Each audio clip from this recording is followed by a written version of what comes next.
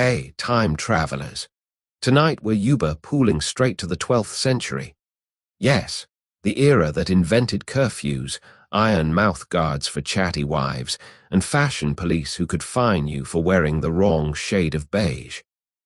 Pack your flea repellent and maybe a lawyer goat. You'll need both. Fair warning, modern humans last about as long as a tick-tock attention span out here. Survival rating. 1 star, and that star is currently on fire, falling into a moat.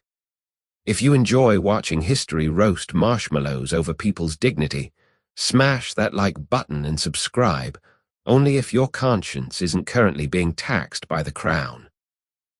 Drop your coordinates and local time in the comments so I can personally apologize for waking you with the sound of medieval bureaucracy sharpening its quills. Now dim the lights, fire up the fan for that premium, damp dungeon white noise, and let's tiptoe into tonight's bedtime chaos. Bring a sense of humor, and maybe chain mail pajamas. Sweet dreams are optional. Sarcastic nightmares come free with admission. Let's roll gently. We don't want to wake the sheriff. You arrive barefoot because shoes are taxable items here, and your purse currently holds 1 lint-covered chestnut and a pebble that looks vaguely royal. The lane is a ribbon of pressed earth cooling under a late rising moon. Every cobble seems to exhale the day's heat like a bakery at closing time. Somewhere ahead, a single tallow candle quivers behind oiled parchment, the medieval equivalent of a 20-watt bulb with commitment issues. The air smells of wood smoke, damp thatch, and something suspiciously like turnip that's been personally offended. A church bell, iron-heavy, deep as a bedtime story told by a giant, gives one experimental clunk. It's the curfew bell, though it prefers the formal Latin name, campana de noct, because even bells enjoy sounding smarter than the village blacksmith. That clunk is your first warning in this shire. Darkness is property of the sheriff, and borrowing it without permission is a finnable offense. You picture the court scroll, unlawfully possessed 1 night, value 2pence, owner the crown. Your host, a gangly reeve named Robert, imagine a broom handle wearing a hat, hurries you toward a doorway low enough to scalp a basketball player. Inside, the cottage is a jigsaw of peat light and looming shadows. A baby snores in a wicker drawer. A chicken watches you like it knows your Wi-Fi password. The floor is rush-strewn, which is nature's way of installing shag carpeting that occasionally bleats. Robert whispers that the new curfew by law rose from last month's panic. 3 strangers were caught juggling torches after 9. And rumor upgraded them to a full-scale Viking scouting party. You lower yourself onto a stool that wobbles like it's had an emotional day. Somewhere under the rushes, something small and optimistic nibbles your big toe. Possibly a mouse, possibly someone's pet beetle. Jury's still out. Robert's wife hands you a wooden cup of ale. It's faintly viscous and tastes as if someone left oatmeal in a rain gutter. But it's alcohol, so you're legally required to be grateful. The room steadies, the ale hums, and the candle shrinks to a golden comma punctuating the night. Outside, the bell finishes its count. The village officially switches to closed, like a convenience store in a cautionary tale. You realize you are now locked indoors by law, a guest in a century without deadbolts, but plenty of moral ones. The mystery, nobody agrees who actually rang the first curfew. Some say William the Conqueror's clerks. Others blame over enthusiastic monks who hated missing vespers. The record yawns, unconcerned, and the night folds on. Thick as the wool blanket Robert's grandma promises is mostly flea-free. Your eyelids slide downward. The straw mattress welcomes you like a lumpy but well-meaning ant. In the corner, the chicken shifts, muttering poultry curses. You listen to the village breathing, cows, babies, bells cooling in the tower, and you understand that every snore is paying rent to a king who counts minutes as coins. Somewhere downhill, a stream clinks over stones, the medieval white noise machine. You let it carry you, one breath at a time, toward whatever tomorrow's laws have prepared. The bell rings 9 times. No, 10, as if the ringer lost count and decided to round up like an overcautious accountant. Each clang lands in your chest with the subtlety of a toddler jumping on a bed. You've just learned the penalty for lingering outdoors after the 9th stroke, a fine of 4pence, 12 lashes, or if the sheriff is bored.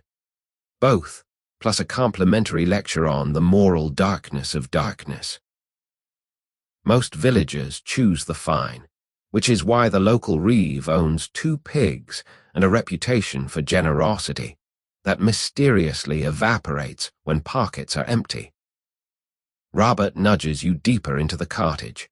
The door is less a door and more a collection of planks that once met a tree and never quite got over the separation. It closes with the sigh of something that's accepted its failure in life.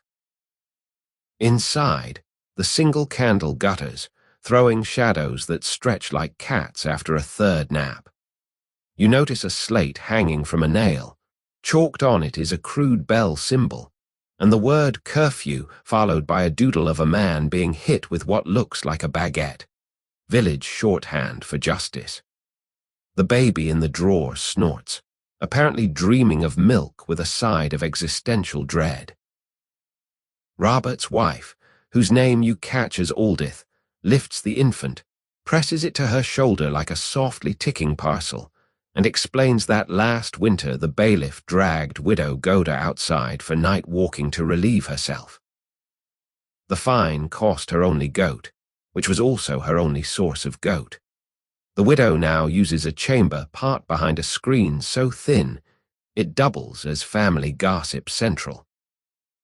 You ask, whispering because the walls have ears, and those ears have cousins, how the village tracks who's outside.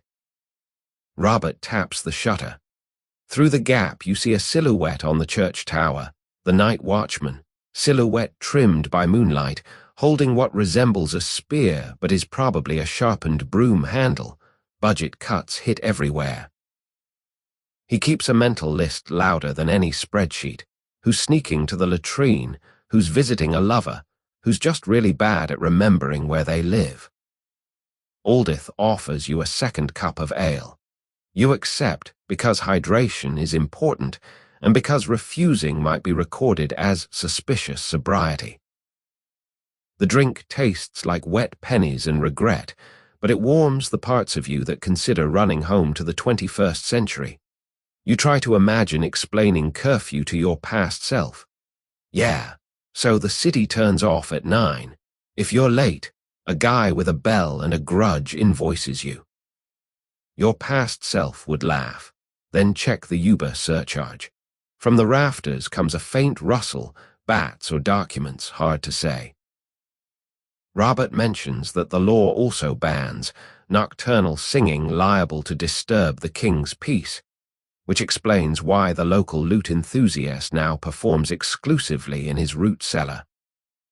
The cellar has acoustics, he insists, like a cathedral if that cathedral were primarily interested in potatoes.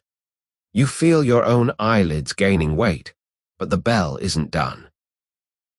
It rings once more, a gratuitous encore, as if to remind the night who's boss. Somewhere a dog answers with a howl that sounds legally actionable. Robert crosses himself, mutters a prayer that the watchman's memory be short and his parchment shorter. You picture the king in London, cozily asleep beneath embroidered sheets, unaware that his authority is currently terrifying a chicken in a peasant hut. The candle flame elongates, then collapses, a tiny drama of hope and oxygen.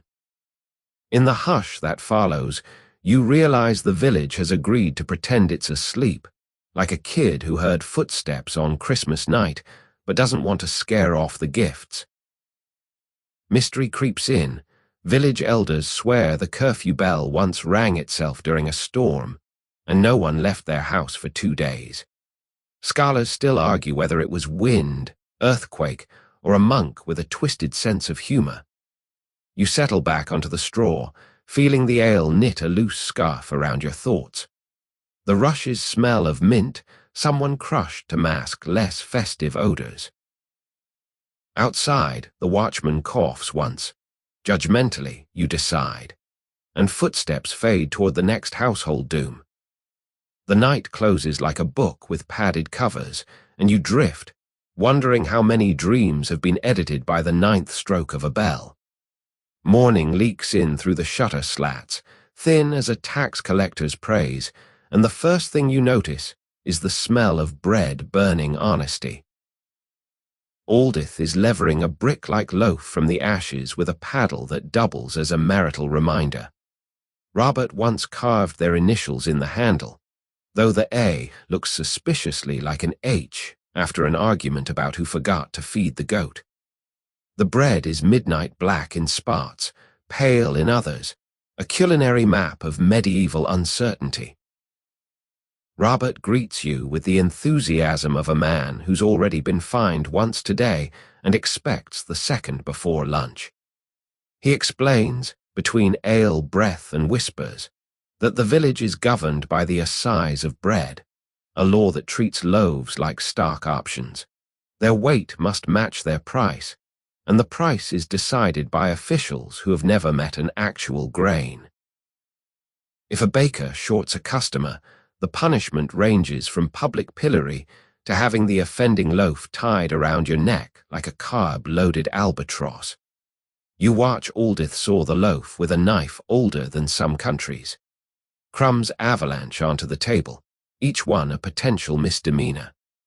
She tells you that last month the bailiff weighed widow Goda's bread on a scale so delicate it once convicted a feather of fraud. The widow's loaf was 2 ounces light. She claimed the flour was prayer-rated, but the court still fined her a hen and 3 blushes. The hen later escaped, probably to a parish with lighter regulatory oversight. Robert hands you a slice. It tastes of smoke, grain, and the faintest note of existential dread, like artisanal cardboard, but with history. You chew carefully, because teeth are expensive and dentists are 3 centuries away arguing about leeches. Between bites, you learn that some bakers, terrified of underweight loaves, now bake them overweight and quietly shave the excess at dusk, like bread barbers operating a black market trim. The shavings are sold as morning crumbs to travelers who appreciate both thrift and plausible deniability. Aldith pours thin beer into a wooden bowl, medieval cereal, essentially, then adds a dollop of honey so modest it seems shy. She says honey is also regulated. Bees, apparently, are unofficial Crown employees and must report for duty in standardized hexagons. You laugh, then stop when you realize she's only half joking. Somewhere in Winchester, there's a scroll specifying minimum nectar density, and some poor scribe has spent weeks weighing comb. The real kicker comes when Robert reveals that grain inspectors can enter any home at any time by nose or by rumor. Last week, a neighbor was fined because his chimney smelled of better wheat than he declared. The inspector arrived with a posse and a set of brass weights polished to courtroom blinding. The neighbor's defense, "My wife burns incense," was rejected on grounds that piety doesn't puff like premium Durham wheat. You peer into the rafters, half expecting an official to drop down with a set of scales and an attitude. Instead, you spot a small wooden plaque nailed to a beam. "Bread is the staff. Do not lean too hard." It's the sort of motivational slogan that makes you miss cat posters. Between mouthfuls, you ask what happens if the harvest fails. Robert shrugs the shrug of a man who stored apocalypse in the pantry. The price matrix freezes, he says, but the weight requirement doesn't. Bakers must still produce full loaves even if flour costs more than rubies, so they bulk dough with peas, beans, or if things get exciting, sawdust. The resulting loaf is known colloquially as prayer bread. You eat it, then pray it decides to leave. Aldith brushes crumbs from her apron, each sweep a tiny burial. She confides that mothers now teach toddlers to recognize the right weight by hand, a skill passed down like a family crest made of gluten. Kids can judge a loaf to the penny before they can count to 10, an achievement that will look adorable on absolutely no future resume. You finish your slice, feeling it settle like a taxable asset in your stomach. Outside, the village oven exhales a plume of smoke that curls toward the king's forest, where even the air probably requires a permit. The mystery lingers. No one knows who first decided bread should be a legal constant in a world of variable harvests. Some blame the Romans. Others blame accountants who missed their true calling as dungeon designers. Robert claps you on the shoulder, nearly dislodging your breakfast. Time to visit the mill, he says, where the miller will take his multure, tithe of grain, and where the stones grind so fine they can turn hope into flour. You stand, brush crumbs from your tunic, and step into the lane already tasting tomorrow's uncertainty baked fresh daily. The lane to the mill is paved with yesterday's crusts. Chickens sprint past like tiny bailiffs chasing unpaid crumbs. Robert walks ahead, humming a tune that was probably cheerful before the assize of bread added a percussion section of guilt. You follow, still tasting smoke and regulation in every swallow, until the path widens into a clearing where the mill hulks beside the stream. It's a squat stone building wearing a water wheel like a single oversized clog. The wheel turns with the patience of something that's been promised eternity and a regular oiling. Inside, the air is thick with flower ghosts. Every breath feels like inhaling the powdered past. The miller, a man shaped like a sack of grain that's learned to walk, greets you with a nod that somehow weighs you. His eyes are small, bright, and calibrated, 2 living balance scales. Robert presents a wicker basket of wheat. The miller produces a brass measure, ornate enough to be a chalice at a very dull wedding, and begins the ritual. He scoops, levels the surface with a flat stick known, without irony, as the strike, and pours the grain onto his scales. The needle wavers like a conscience, then settles. Robert exhales. The wheat passes. You almost applaud, then remember applause hasn't been invented in this century and would probably be taxed. Next comes the multure, the miller's mandatory tie. 1/16 of your grain vanishes into his bin before the stones even start turning. It's the price of not grinding by hand with 2 rocks and a prayer. Robert mutters that some millers cheat.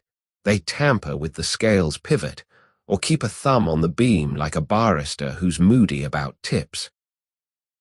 Accusations, however, require proof, and proof requires the local justice who happens to be the miller's brother-in-law, a coincidence so convenient it must be divine.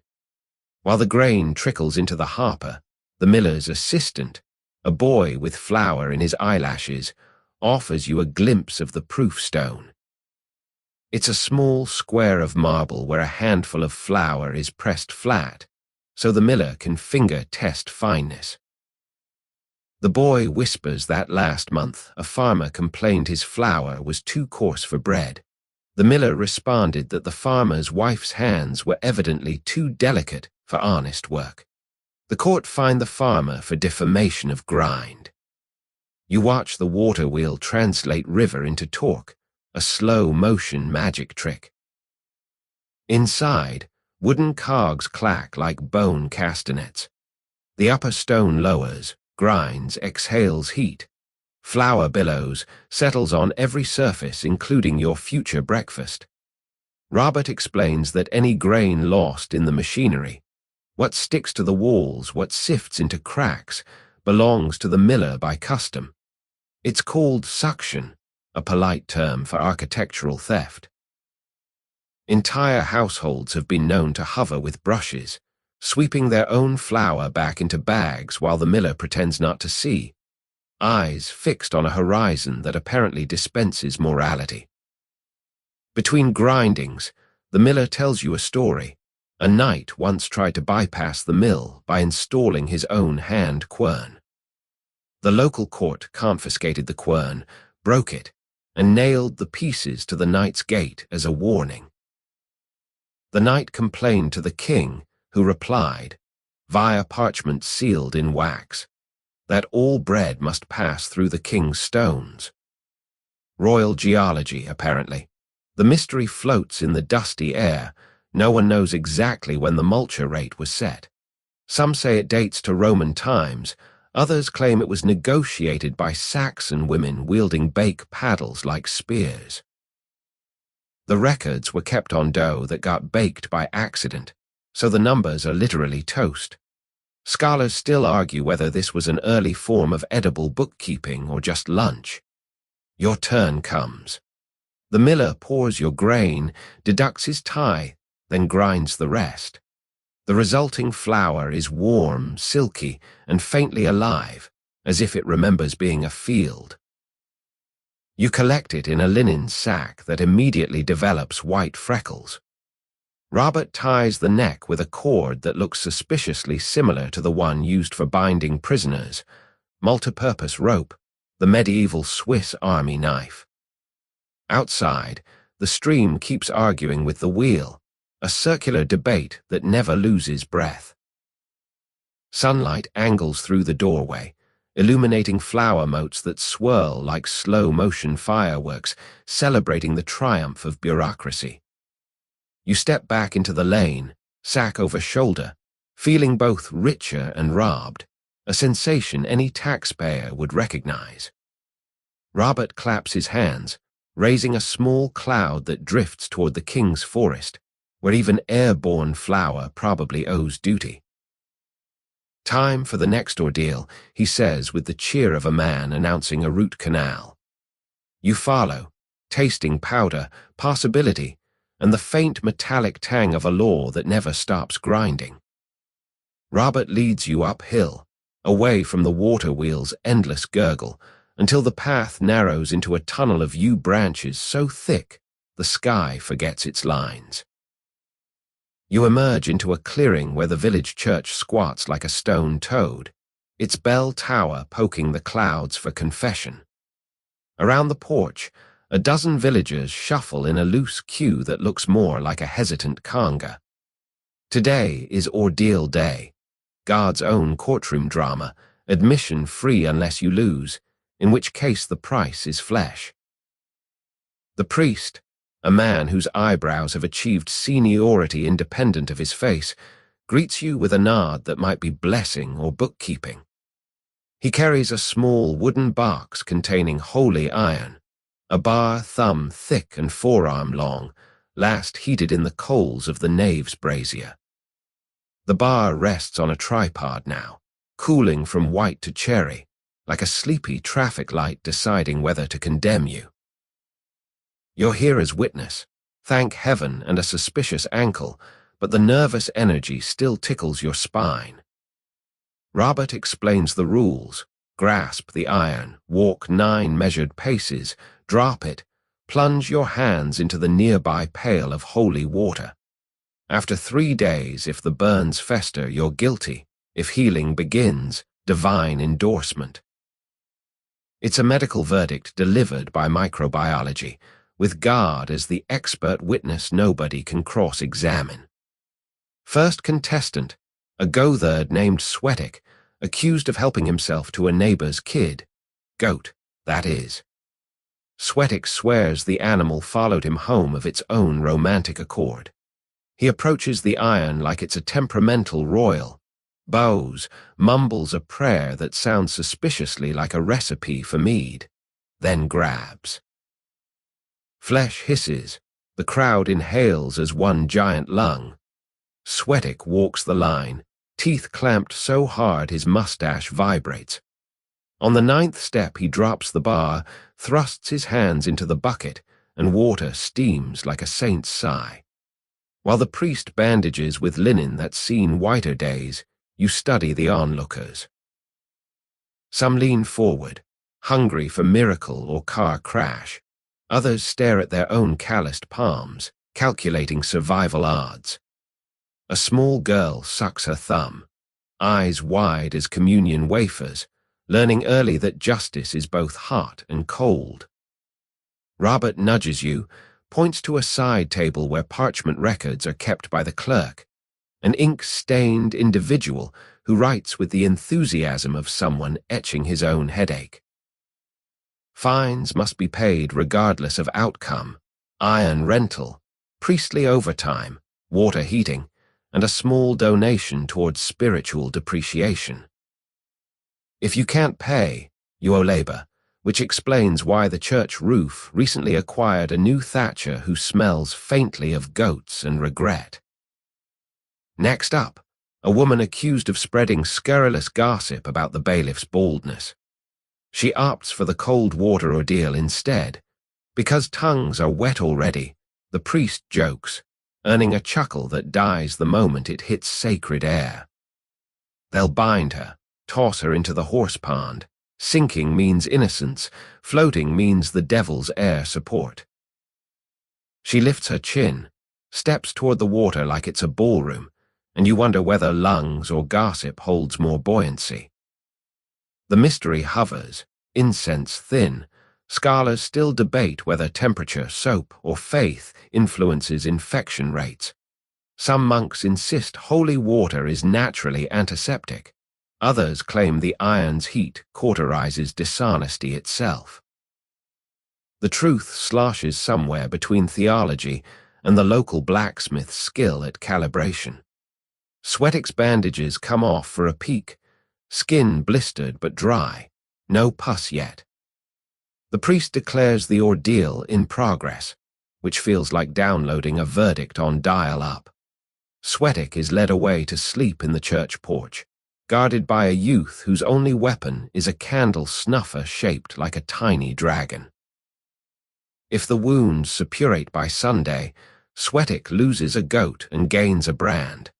If not, his accuser pays the court 3 pennies and must apologize while standing barefoot on the church's coldest flagstone. Your turn to participate arrives in the form of a wafer of bread and a sip of wine, communion, not conviction. The bread tastes of the mill of laws ground fine. The wine tastes of vineyards you'll never see. You swallow and feel oddly implicated, as if the gluten might testify against you later. Sun climbs, bells toll, the queue shortens. A breeze carries the smell of horse pond and distant baking, justice and lunch in unequal portions. You realize you've been holding your own hands, checking for residual guilt or blisters that might appear preemptively. Robert notices, grins, and quotes a local proverb, "Better to burn once than to burn nightly in dreams." Wise words from a man who once grabbed the iron himself over a disputed cabbage and still can't look at soup without flinching. When the last litigant exits, acquitted by virtue of impressive scabbing, the priest shuts his box, pockets the fees, and invites everyone to Vespers, where forgiveness is free but the collection plate feels otherwise. The crowd disperses, swapping wagers on Sweatic's epidermis like fantasy league managers. You walk back beneath the yews, hands intact but imagination smoldering, wondering how many truths have been cauterized shut and how many lies healed whole. The lane back to the village smells of pond water and relief as Robert fills you in on the final verdict. The gossip survived her dunk, sank like a saintly stone, and was hauled up spluttering innocence. Sweatic's burns, however, turned the color of overripe plums by sunset, guilt officially weeping through his skin. His goat now belongs to the accuser, and Sweatic must spend Sunday in the stocks wearing a sign that reads, "I coveted my neighbor's kid." Medieval humor is not known for its nuance. You detour past the market green where the stocks already wait like a wooden selfie frame for shame. 2 holes for ankles, 2 for wrists, a slanted roof to keep the rain from diluting humiliation. Children are rehearsing tomorrow's insults, testing rhymes for scansion and produce availability. A small boy lobs a rotten pear that splatters across an imaginary face. His mother claps, proud of the arm, less of the ammo. Robert nudges you toward the churchyard wall where a sow is tethered, chewing cud with the vacant concentration of someone who knows she's legal news. Tomorrow she'll stand trial for malicious infant nipping, a charge that could carry the death penalty. You blink, waiting for the punchline, but Robert's face is Sunday serious. Animal courts are real pigs, rats. Even low castes have been summoned, assigned counsel, and sentenced. The sows advocate. A nervous clerk in minor orders plans to argue provocation, claiming the swaddled baby resembled a loaf and the pig merely obeyed the assize of bread. Inside the tiny courthouse, which is really the nave with benches rearranged, you meet the prosecutor, a barrel-shaped man named Drogo who smells of onions and jurisprudence. He shows you the indictment, complete with a wax seal shaped like a trotter. The document lists the sow's offenses. Did willfully seize upon the person of one Johanna, infant, causing mortal fear and lacerations to the upper facial region. The infant, now mending, will appear as Exhibit A, gurgling on cue. You ask how a pig understands the proceedings. Drogo shrugs. The court reads the charges aloud. If she squeals, that's entered as plea. Silence equals confession. He adds that excommunication is sometimes added for good measure, though the logistics of eternal damnation on livestock remain sketchy. Records show that in 43 a rooster was burned for laying an egg, suspicious of witchcraft, and the egg destroyed as an accomplice. You picture tiny handcuffs and almost laugh, then remember fines for contempt. The mystery trots alongside you. Historians still argue whether these trials were theological theater, pest control, or earnest attempts to impose moral order on a world where every creature might house a demon with a grudge.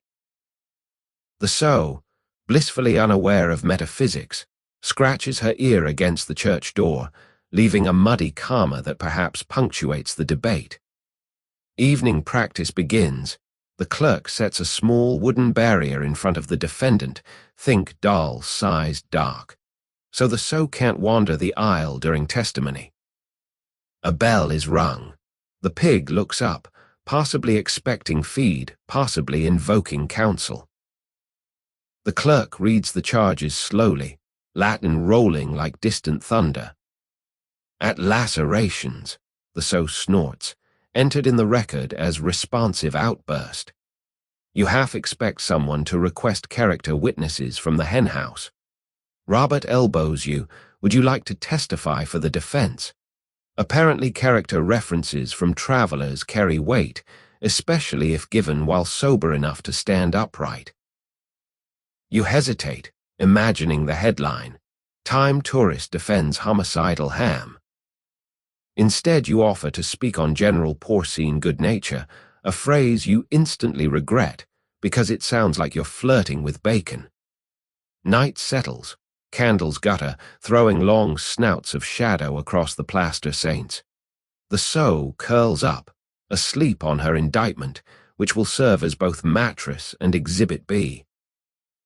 Court is adjourned until dawn, when the priest, acting as judge, will deliver sentence, either a pardon with a warning to the swaddling population, or execution by hanging from the old oak, a spectacle that doubles as geography lesson. Children will learn that pork comes with jurisprudence. You step outside. ears ringing with legal Latin, and the faint squeals of a dream probably about truffles. The stars above look down, indifferent to both human and so. Somewhere in the distance a rat gnaws a parchment, perhaps preparing its own defense for tomorrow's docket. You walk back to Robert's cottage, wondering how justice tastes when served with crackling, and whether mercy itself might be the bigger pig. Dawn arrives the color of weak onion soup, and the village green smells of trampled dew and pre-trial nerves. The oak tree has already been dressed for the occasion. A new rope swings like a lazy pendulum. It's not practiced in the art of finality. Children clutch crusts saved from breakfast, edible projectiles awaiting encore. You stand with Robert near the church porch, both of you unwilling shareholders in this morning's morality play. The sew is led out, small iron ring through her snout, handled with the gentleness reserved for both relics and explosives. She seems resigned, perhaps having dreamt a defense that lost to breakfast.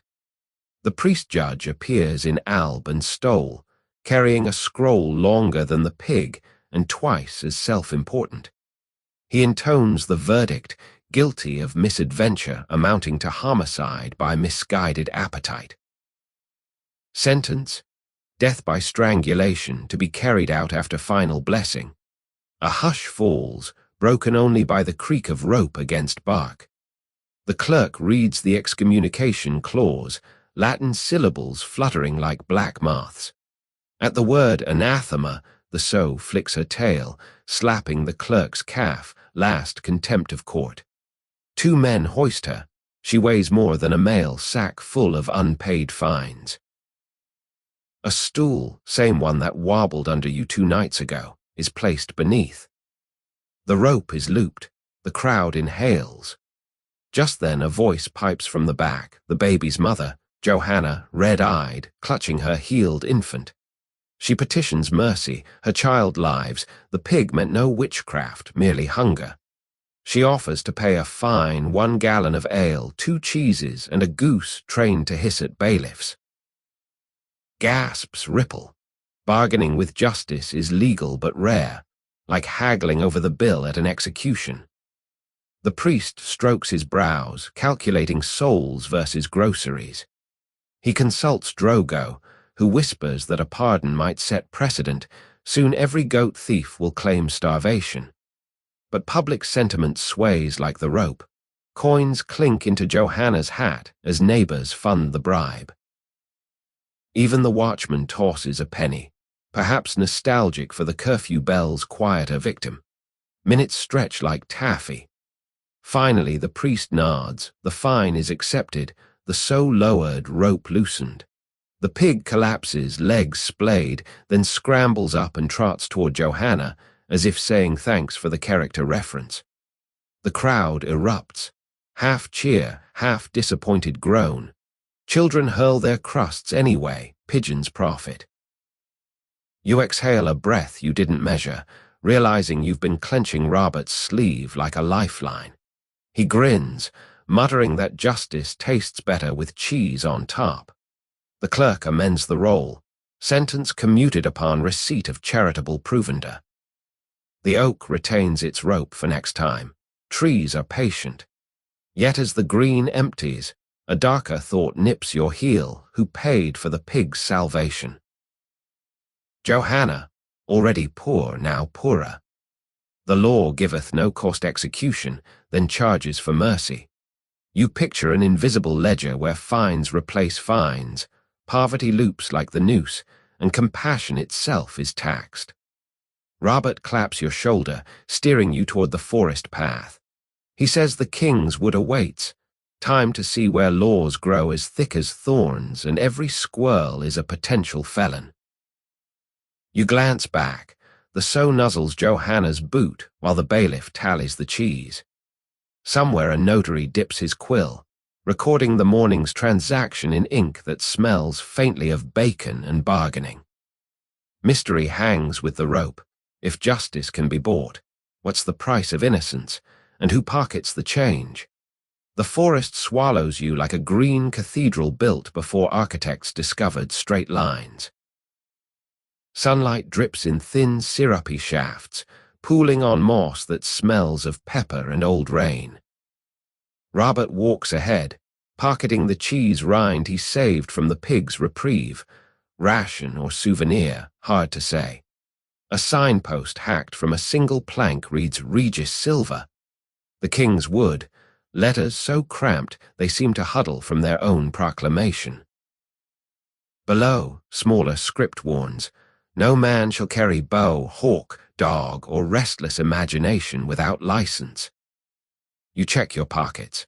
Imagination still installed, no permit in sight. Under the forest law, every beast, branch, and breath belongs to the crown. Taking a single stick is theft. Killing a deer is treason with bonus mutilation. Robert whispers that last winter a charcoal burner gathered deadfall to warm his wife in childbed. The verderers, green cloaked rangers with badges shaped like oak leaves, caught him with 3 branches. Fine, 12 pence, or since he hadn't 12 pence, they took his only axe. He now splits logs by slamming them against a rock, a technique frowned upon by both efficiency experts and chiropractors. You step over a root snaking across the path like a petrified serpent. Somewhere a jay screams lawyer. Robert points to a beech whose bark bears a crude symbol, a broad arrow gouged deep. Royal mark, he says. Touch this tree and you might as well slap the king. The arrow bleeds sap, sticky as gossip. You half expect it to twitch and accuse your shoulder. A clearing opens onto a pond black as polished obsidian. Floating in the middle is a tiny wooden platform, the king's stool, where royal anglers sit to fish for sport. Commoners may watch but not cast. Hunger is no excuse. Last year a boy waded in to retrieve his mother's wooden spoon, blown there by wind. The local warden fined the family a goose.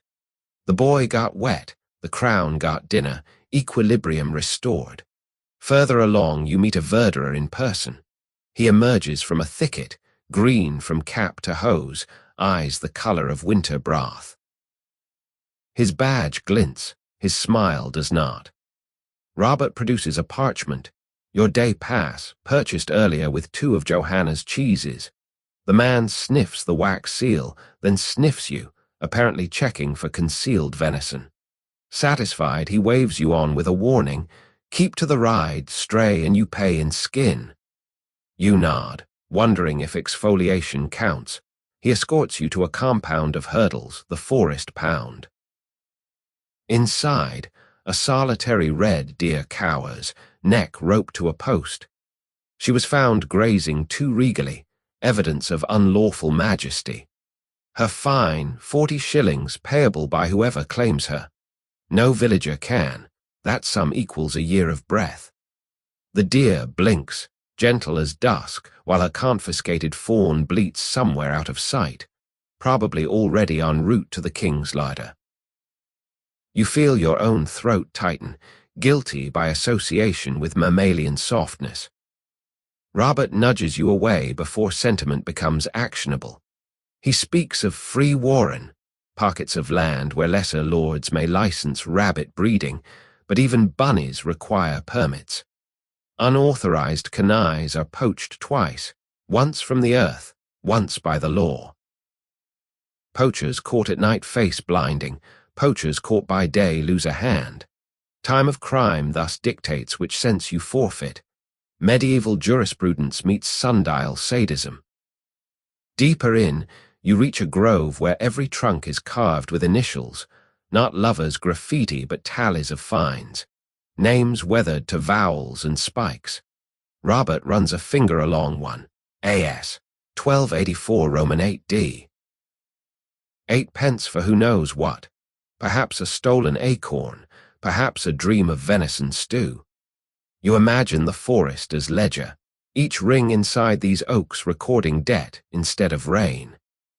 Lunch is bread and onions eaten beneath an outlaw oak whose branches spread like instructions for hiding. Robert whispers that some men live entire seasons here, sleeping in hollow trunks, drinking rain, speaking only in owl hoots. They survive on mushrooms, and the hope that the king will forget a tree long enough for them to become part of it. Their crime is usually hunger, their sentence perpetual motion between trunks. A twig snaps behind. You freeze, half expecting a green cloak to materialize. Instead, a squirrel lands on a branch, scolds you, then vanishes. Even he seems licensed, tail flicking like a royal seal. Robert finishes his bread, brushes crumbs onto the ground, then quickly sweeps them back into his pouch. Littering is fined by weight and crumbs count. The mystery rustles overhead, forest laws multiplied across centuries until no one can remember which planted the other, trees or statutes. Some charters claim they protect game, others insist they protect privilege. Either way, shade is plentiful and mercy scarce. You stand, bones creaking in 3D, and realize your hourglass is bottom-heavy. Daylight drips away. Robert nods toward the path home. Leave the forest before dusk, he says, or the night's curfew will meet the forest's own bell, the hoot of an owl that sounds suspiciously like a warrant. You pocket your untaxed thoughts and follow, the red deer's blink branded behind your eyes, a reminder that here even beauty walks with a lion against its hide. You emerge from the green twilight of the forest into open fields the color of toasted almonds, but the relief is brief. A new sound prickles the air, thin, metallic, almost merry. It is the jingle of tiny bells, each no bigger than a hawthorn berry, sewn in a loose fringe around the neck of a woman walking the village street ahead of you. Robert mutters, scolds bridle, the medieval answer to a chatty neighbor, an iron helmet that cages the head and plants a spike on the tongue, ensuring silence sharper than any gag. The woman's eyes, visible through slits in the mask, carry the dull glaze of someone who has argued herself into furniture. The crowd parts for her like people afraid of catching opinions. Two men steer her toward the market cross where a stool awaits, its legs painted with fading primroses, an attempt at civic cheer that feels like tying ribbons to a rack. The bailiff, a man whose chin has doubled for safety, announces her crime. Seditious scolding, excessive nagging, and raising her voice within earshot of the king's peace. Translation: she told her husband the ale was weak, the reeve was weaker, and the bailiff weakest of all, 3 strikes. You're bridled. Robert explains the tariff: first offense, half a day in the bridle plus fine. Second, a full day and parade. Third, the ducking stool over the pond where gravity assists humility. This is the woman's second dance, so she'll sit displayed from prime until vespers while villagers air their grievances by airing her shame. Children are encouraged to ring the Kala bells whenever they pass, turning playground energy into surveillance state percussion. You edge closer. The bridle is a forge black basket, hinged at the jaw, locked with a key the size of a thumb. Inside, a 2-inch spike rests against the tip of the tongue. Move it and you stab yourself. Speak and you skewer syllables into blood. The woman's breath fogs the cold iron, creating brief ghost faces that vanish before they can testify. Her name, you learn, is Mabel, mother of 4, baker of excellent wastel bread, owner of a voice previously described as a lute with the brakes off. The bailiff invites public comment. A man complains Mabel marked his haystacks for resembling his spine, humiliation by agricultural comparison. Another cites her impression of the reeve counting coins, like a chicken attempting arithmetic. Each accusation is entered into the record, which the clerk illustrates with tiny doodles of stick figure Mabel yelling at various objects: geese, weather the moon, You feel an uncomfortable giggle rise. The spike reminds you laughter can be collateral damage. Mid-morning, the bells accompany her to the well for the hydration portion of the punishment. A guard tilts the spout so water flows through a straw wedged between iron bars. Mabel must sip without swallowing pride or tongue. Bystanders discuss whether the straw counts as luxury. After all, only last year, a woman in the next shire drank straight from the bucket and chipped a tooth on her own muzzle. Standards matter. Robert nudges you, fancy testing the device. Volunteer scolds are welcomed for educational empathy, a PR term older than PR. You demur, mumbling about throat sensitivity. The bailiff shrugs, already scanning for fresher meat. A teenage boy volunteers, thinking it a jest, then spends 10 minutes discovering that flirtation is impossible when metal replaces wit. His girlfriend laughs so hard she snorts, earning herself a cautionary finger wag from the bailiff, potential future client. By noon, the sun becomes an additional inquisitor, heating iron like a branding iron in slow motion. Mabel's temples glisten. The bells tinkle with every pant, a morose wind chime. A kindly old woman fans her with a cabbage leaf, whispering psalms that evaporate on contact. You offer a honey apple from your pouch. The guard slices it into child-sized bites so Mabel can slide pieces past the spike without performing self-surgery. She manages a nod, gratitude translated into millimeters.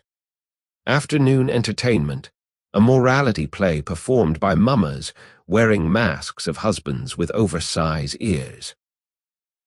The plot warns talkative wives that tongues, once bridled, may never rise again, unless, of course, they purchase a pardon. The hat passes, coins clink. You realize the village funds its pageants by fining the actors' targets, a circular economy powered by schadenfreude. Toward evening, the priest arrives, key in hand, to unlock both metal and metaphor. He reminds Mabel that silence is a gift wrapped in iron but lined with grace. She remains mute even after release, either from shock or strategic caution, possibly calculating the residual cost of telling the priest exactly where he can place his metaphors. The skin beneath the bridle shows dents like the imprint of a cruel waffle. Someone offers herb salve. She waves it off, lifts her chin, walks home accompanied by the soft after jingle of bells now silent but still sewn to her reputation. Robert exhales. 1-star survival, he murmurs, but the review stays in the skin. You glance at the empty stool, cabbage leaf abandoned like a green surrender flag, and wonder how many voices have been taught to fear their own echo. Mystery lingers. No statute defines the exact decibel that tips speech into scolding. The line is drawn by whoever holds the key. Tonight, when curfew bell meets iron still warm, the village will fall silent twice over, by law and by lesson. You trail Robert toward the tavern for watered ale that tastes of complicity and copper.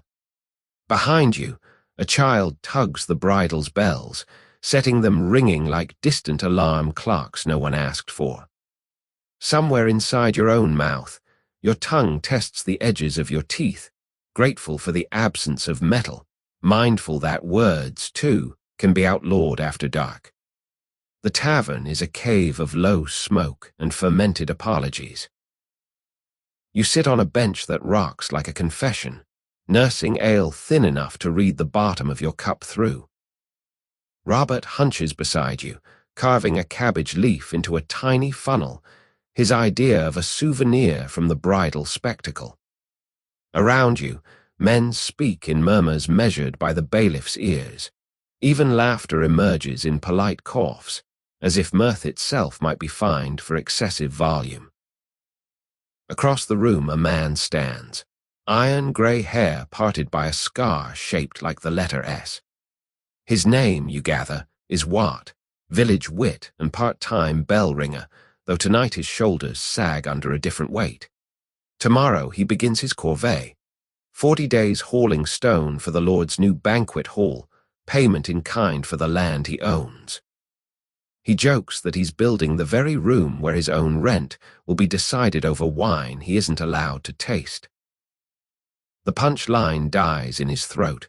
The table offers sympathetic nods, everyone aware that humor extracted by force tastes of sweat and splinters. Robert leans in. Corvée is older than the cobwebs, a labor tax masquerading as feudal friendship. Each able-bodied man owes the Lord work. Harvest roads, castle muck shifting, sheep dip engineering, whatever vanity project flickers across the noble mind. Refusal equals court fine. Inability equals land seizure. Procrastination equals both, with interest compounded by the bailiff's mood. Watt slides a parchment across the table, his summons. The seal depicts a plough flanked by swords, suggesting agriculture and violence are official partners. The text lists required tools: pick, shovel, boots, sound enough to survive complaint, and a willingness to abandon your own crops precisely when they need you most. Timing is cultivated cruelty. The Lord's steward schedules projects during planting or harvest, ensuring tenants can't win. Miss the manor deadline and your fields lie fallow. Meet it, and they lie fallow anyway because you're elsewhere hauling someone else's prosperity. You ask Watt why the village doesn't negotiate. He laughs, the sound of gravel poured into a helmet. Last decade, he says, 3 men offered collective payment in grain instead of backs. The steward accepted, then raised their annual rent by exactly the value of the grain, plus processing curiosity. The men still owed labor the following year. Payment and penance, the medieval buy one get one. A younger man, Tom, joins the group, wrists already wrapped in preemptive rags. Tomorrow will be his first corvée. His eyes shine with the adrenaline of impending loss. Older hands advise, pace yourself, pretend enthusiasm early, then coast on reputation. Never volunteer for roof work. Gravity collects surcharges. Compliment the steward's new cloak. Above all, guard your tools like heirlooms because replacements are billed to you at thrice market price. Tom nods, absorbing folklore he'll need when his spine starts composing ballads of complaint. Robert pushes his cup aside, unfolds a small abacus made of straws, his method of converting labor days into lost income. He calculates Watt will miss 27 acres of barley ready for second mowing, meaning moldy stalks and thinner ale next winter. Multiply by 40 men conscripted, an entire harvest kneecapped, so the Lord can boast a longer banquet hall in which to drink the very ale that won't exist. The straw numbers look like tally sticks of futility. Conversation drifts to creative exemptions. A man once swallowed a pint of sheep's blood and feigned consumption, got 2 seasons off until a curious priest kept him talking after Mass too long, and the blood stained his confession. Another gained sanctuary by marrying a widow whose late husband had once paid scutage. The steward accepted the marriage tax but denied the waiver, quoting precedent and pocketing both. The loopholes are labyrinths where minotaurs wear the steward's badge. Mid-evening, the bailiff strolls in, collecting last-minute bribes. For a penny, he'll note you present, but feverish, sparing you the first day. For 2, he'll forget you entirely until the second week, by which time random inspection might have moved elsewhere. The coins jingle like miniature bridles for the conscience. Watt pays nothing, pride or poverty, hard to tell, so the bailiff wishes him hearty health and records his name with a smile you could spread on moldy bread. Outside, clouds herd across the moon, practicing for tomorrow's eclipse of hope. You walk back with Watt to his cottage so he can pack a heel of cheese, a wool felt already patched with someone else's shift, and a small wooden Saint Eloi, patron of smiths, whom Watt claims doubles as patron of those who hammer stone when stone is what hammers back. His wife stands silent, infant balanced on hip, eyes leaking the resignation of a woman who knows fields will decide the family future while her husband builds someone else's. Before sleep, Watt shows you a callus on his palm shaped like the pick handle. Proof of prior service, he jokes. Membership card to the Guild of the Voluntarily Conscripted. He flexes. The skin splits faintly, pink and new. Tomorrow the handle will reopen the conversation, blood as interest on an unpaid debt. Back at Robert's, the candle spits. You lie on straw, listening to imagined hammers ringing against stone that hasn't been quarried yet. The sound syncs with your heartbeat, a clock powered by someone else's ambition. Mystery taps the shutter. If labor creates value, why does the ledger only grow on one side? Perhaps the stones themselves are innocent, stacked into walls that later echo with songs praising lords who never lifted anything heavier than a wine cup. Curfew bell drifts over the roofs, reminding you that time is also conscripted. Every hour owes 40 days somewhere. You breathe slower, trying to store oxygen for Watt, for Tom, for every back that will bend tomorrow so a hall can rise like a monument to unpaid backs. The bell tolls 9. The hammer inside your head answers 10. The quarry wakes before the sun, torches guttering like cheap stars stuck to a velvet ceiling of pre-dawn gloom. You arrive with Watt's crew, boots crunching frost-rimed grit that sounds suspiciously like coins grinding together. A steward's clerk greets you with a checklist etched on a wax tablet that already bears the greasy fingerprints of yesterday's optimism.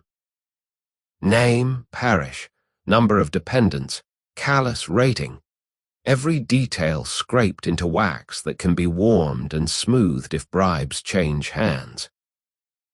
Stone waits in pale blocks, moonlight still clinging to its edges like a debtor to solvency.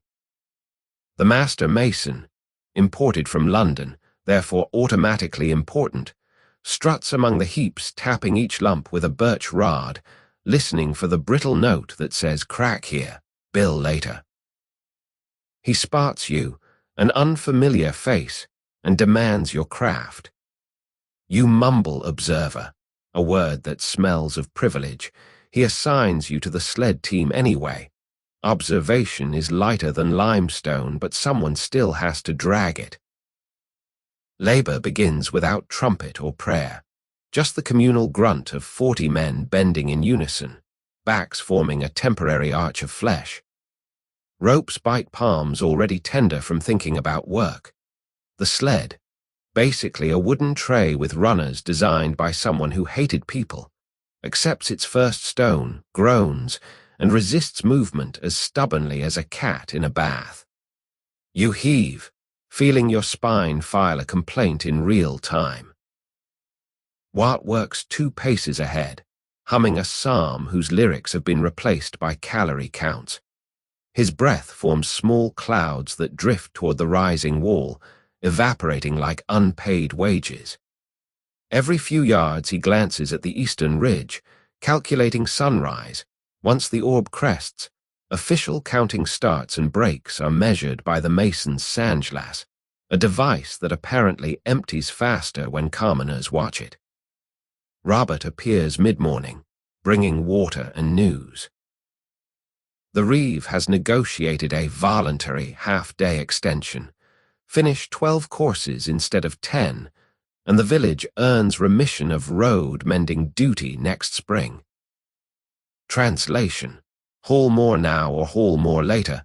Choice is a mirage wearing work gloves. Acceptance ripples through the crew like a sigh made of shoulder blades.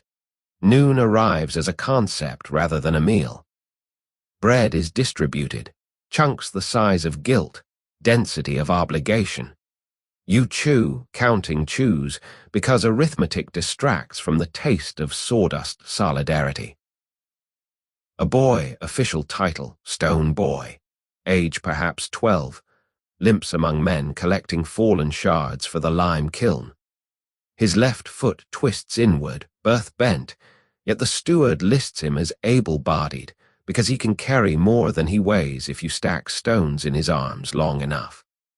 The mason's assistant stalks the line checking sled runners for contraband grease. Men sometimes smear pig fat to lighten drag, a felony akin to improving efficiency without permission. Discovery earns flogging plus confiscation of the fat, which the mason will later sell back as official sled swipe. Robert nudges you. Notice how crime creates its own market. You nod, filing the observation under economic theory, medieval, sweaty. Afternoon heat surprises like a tax demand. Stones grow heavier, gravity apparently upgraded by royal decree. Sweat salts your lips, seasoning the bread you still taste. Watt's hands bleed. He wraps them in cabbage leaves stolen from lunch, instant chlorophyll bandage. The mason records the blood as ambient moisture, natural, and therefore uncompensated. Brakes are signaled by a bell that rings 3 times. Once to stop, once to restart, once to remind you the middle one was shorter than promised. During the final pause, a fight erupts. 2 men argue over rope tension, accusations fly. Someone mentions the other's wife and the structural integrity of her virtue. The steward fines them both for workplace discord, fee deducted from wages that don't exist. Peace is restored, priced, and logged. Dusk finally leans across the quarry, throwing long shadows that look suspiciously like escape routes. The wall stands taller, proud as a ledger entry. You count 22 courses, 4 more than contracted, victory measured in vertebrae. The clerk tallies sled trips, scratches tallies into wax, then warms the tablet near a torch, smoothing away disputes like wrinkles on a face that never asked to be honest. Back in the village, Watt's wife waits with hot ale and a poultice of comfrey that smells of forgiveness and compost. Watt flexes his cabbage-bound hands, jokes that at least the leaves came with dressing, blood vinaigrette. Laughter creaks, but it's laughter currency poorer folk can still mint. You collapse onto straw, feeling stones that aren't there pressing on your ribs. Mystery settles like dust. If labor builds the world, who owns the blueprint? The wall will stand centuries. Tourists will photograph it. Guides will praise the Lord's vision. No mention of the calluses that mortared each block with invisible interest. Somewhere in the quarry, a final sled sits half-loaded, waiting for tomorrow's unpaid compound debt. Outside, curfew bell collides with aching shoulders. Both lose. You breathe the cool air, imagining it scented with lime and lost invoices. Before sleep takes its own shift, you promise the dark that you'll remember every unmarked stone, every cabbage leaf bandage, every sled that slid on sweat instead of grease. The night answers with the mason's distant hammer, tapping accuracy into stone that will outlast the memory of backs. Unless, of course, someone keeps count. Morning peels open like a used bandage, slow, sticky, and carrying the smell of yesterday's blood. You wake before the bell, partly because the straw has reorganized your spine into a question mark, partly because the room hums with a different tension, wool tension. Robert is at the table, fingers walking across a cloth the color of storm clouds. He lifts it, and the fabric sings, a low hush of expensive fibers that definitely didn't come from local sheep, who specialize in scratchy and sarcastic. He explains, the village has fallen foul of the Wool Act. All raw fleece must travel to approved royal depots, funnel through state-licensed merchants, and emerge as cloth taxed at every heartbeat of production. Smuggling a single sack to independent weavers is treason with garnish. Last night, someone did exactly that. Now the bailiff cometh, nostrils flared for contraband warmth. You accompany Robert to the storeroom behind the church where bales of fleece sit disguised as altar cushions.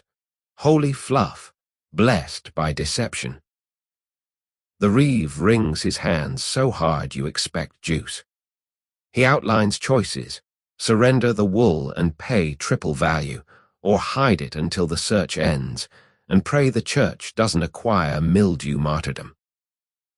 Praying wins the vote, largely because the priest is absent consecrating someone else's orchard. Enter the wool mouth, a stone cell under the bell tower, normally reserved for drunks who confuse the baptismal font with a punch bowl. Men lug the bales downstairs, each step releasing lanolin-scented steam that smells like money trying not to be money. You help, hands sinking into fleece still holding last year's sunshine. The fibers cling like static kittens, refusing to stay anonymous. By the time the bailiff arrives, the room smells only of damp hymnals and guilty candles. He tours cottages, pokes haylofts with a dagger, even lifts infants in case blankets feel too premium. Finding nothing, he stations a guard at the only road out, a man whose only hobby is staring at sacks until they confess. Night offers no comfort. Moonlight slips through arrow slits illuminating dust motes that look suspiciously like loose strands. You keep imagining the bailiff's hound, trained to sniff lanolin at 40 paces, pawing at the bell tower door. Robert passes the time teaching you to tease wool by lamplight, twisting fibers into thread fine enough to sew lies together. Your thread keeps snapping, apparently suffering from performance anxiety. Dawn brings a new plan: convert the evidence before evidence converts them. A clandestine loom is summoned, operated by Widow Goda, remember her underweight bread, who, it turns out, is part-time spinning genius. She agrees to weave the entire cash into cloth overnight, thus transforming contraband raw into legal finished. Payment: 1 fleece for herself and absolution from future bread inspections. Robert calls it laundering by loom. The loom arrives in pieces, smuggled piecemeal like a jigsaw with attitude. Assembly happens in the crypt, among bones too dead to testify. You turn the treadles, feet learning rhythm older than grammar. The shuttle flies, carrying weft that smells faintly of candle smoke and terror. With every thump of the beater, fibers lock into the pattern of survival. Hours blur. Goda hums a psalm, syncopated by the clack of wood. You calculate, 12 stones of fleece equals roughly 18 yards of broadcloth, provided no breakage, no dozing, no celestial audit. Your thighs ache in places feudalism forgot. Somewhere above, the bell tolls terse, dust drifts like tiny warrants. Mid-afternoon disaster, the guard, bored of road staring, decides to tour the church. Footsteps echo. Goda blows out candles. Darkness swallows the loom whole. You press against cold stone, listening to your heartbeat ricochet off sarcophagi. The guard sniffs, mutters about sheep in the house of God, then leaves, apparently satisfied that divinity smells pastoral. Evening sees the final yard roll free. Goda shears the edge with a blade once used for circumcising candles. Ritual purity meets textile urgency. The cloth is rough, dense, and beautiful in the way any finished problem is beautiful. They drape it over the altar, blessing it with speed, ecclesiastical camouflage complete. The bailiff returns next morning, eyes bloodshot from suspicion. The reeve presents the fabric. Behold, good sir, our humble offering for the royal loom, ready to travel at your convenience. The bailiff fondles the selvage, frowns, performs mental arithmetic that ends in someone else's profit. Legally, he can't seize finished cloth without compensating the workers. Compensation the crown hasn't budgeted. He mutters, pockets a sample that will become his new cloak lining, and departs. The guard follows, already practicing lustful stares at future career options. You exhale lanolin, feel it coat your lungs like fiscal Teflon. Robert claps your back, raising a small cloud that smells of wet sheep and victory. Yet the mystery lingers, value has been laundered, but who benefits? The cloth will travel to the depot, be taxed, sold, taxed again, and finally priced beyond the weavers who made it. Somewhere a merchant will toast the quality, unaware it was woven in a crypt by candlelight and mortal fear. Outside, twilight folds the village in grey wool of its own. You rub your fingers. They still feel greasy, as though every fibre left a tiny IOU.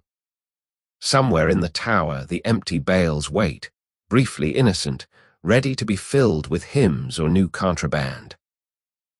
The bell rings curfew, and you imagine each toll as a strand twisted into the giant fabric of a kingdom that wears its people close to the skin, warm, scratchy, and permanently taxed.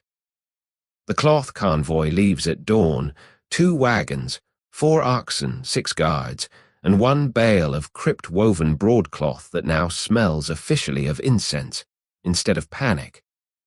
You ride in the rear cart because Robert claims travelers see more from the back, like hindsight with splinters.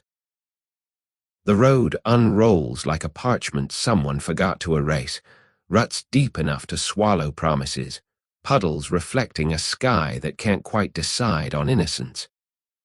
Every few miles we pass a milestone shaped like a miniature castle, each carved with the royal arms and a notice.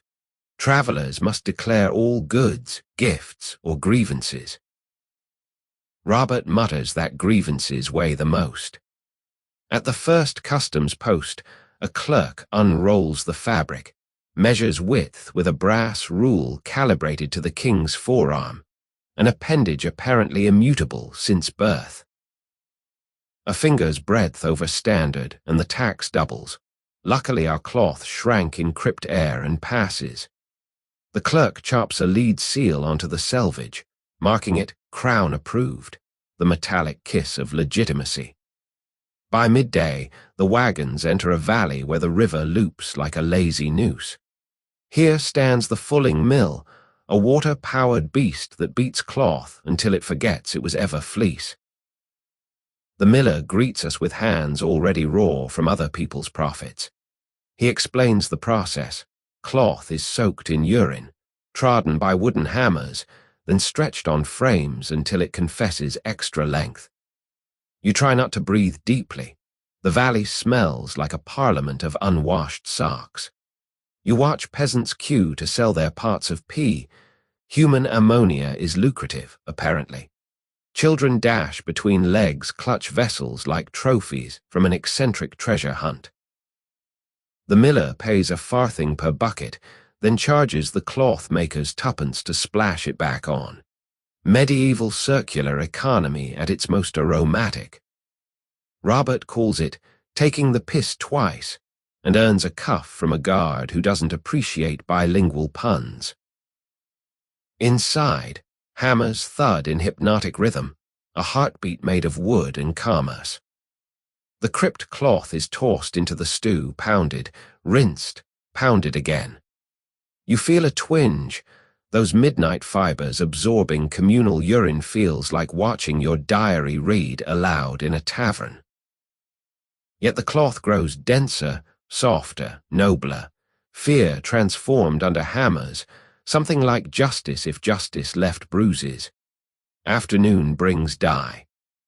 The royal depot favors Lincoln green, color of forest obedience.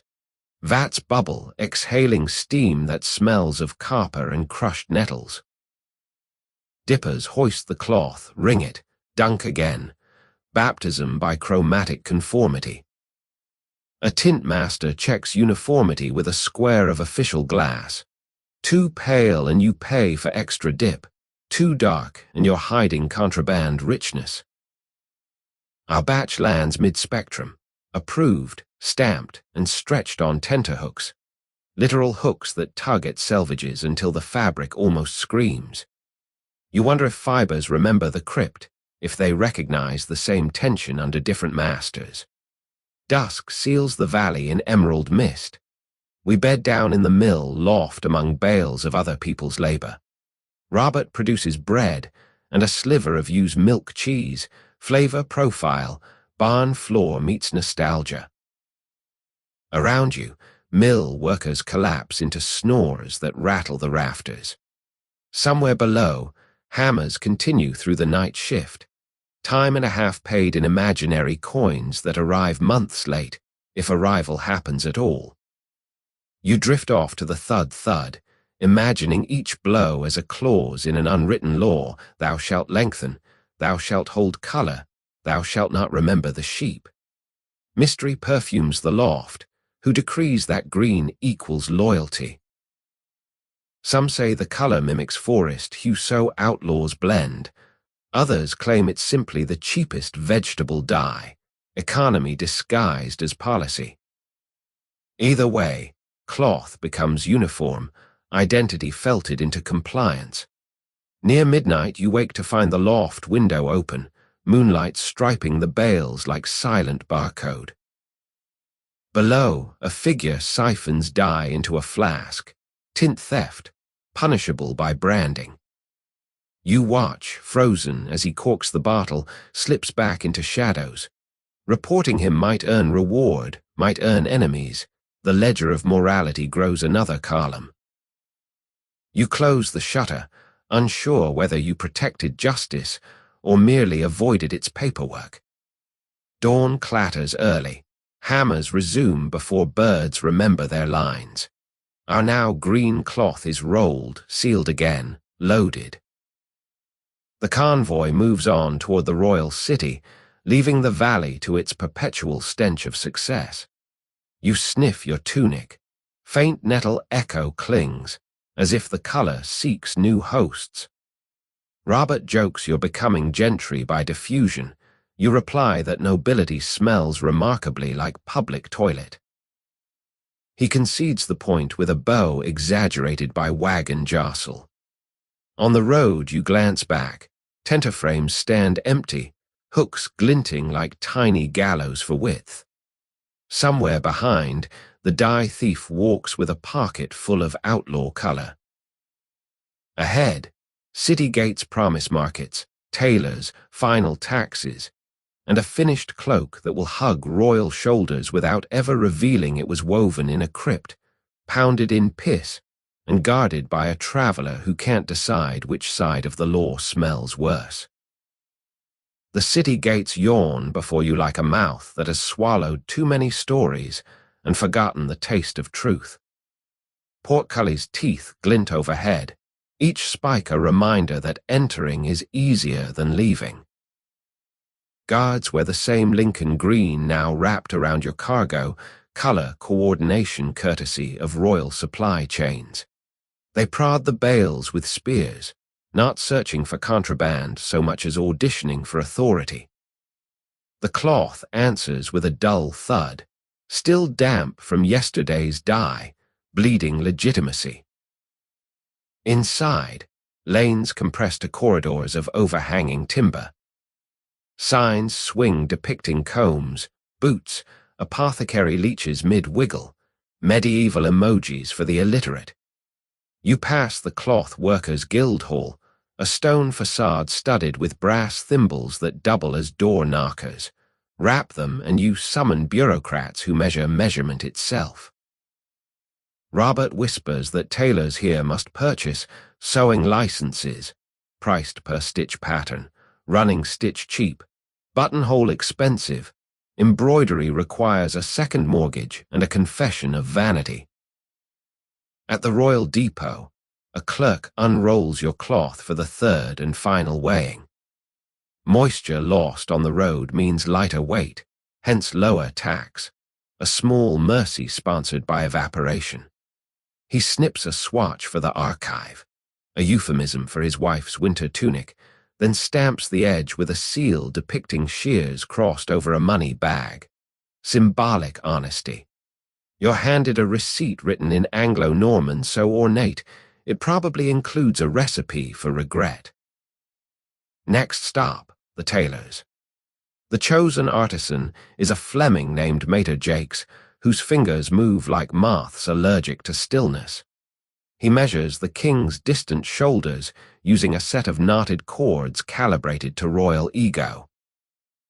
You watch him chalk pattern pieces directly onto the fabric, murmuring calculations that involve latitude of neckline and longitude of swagger.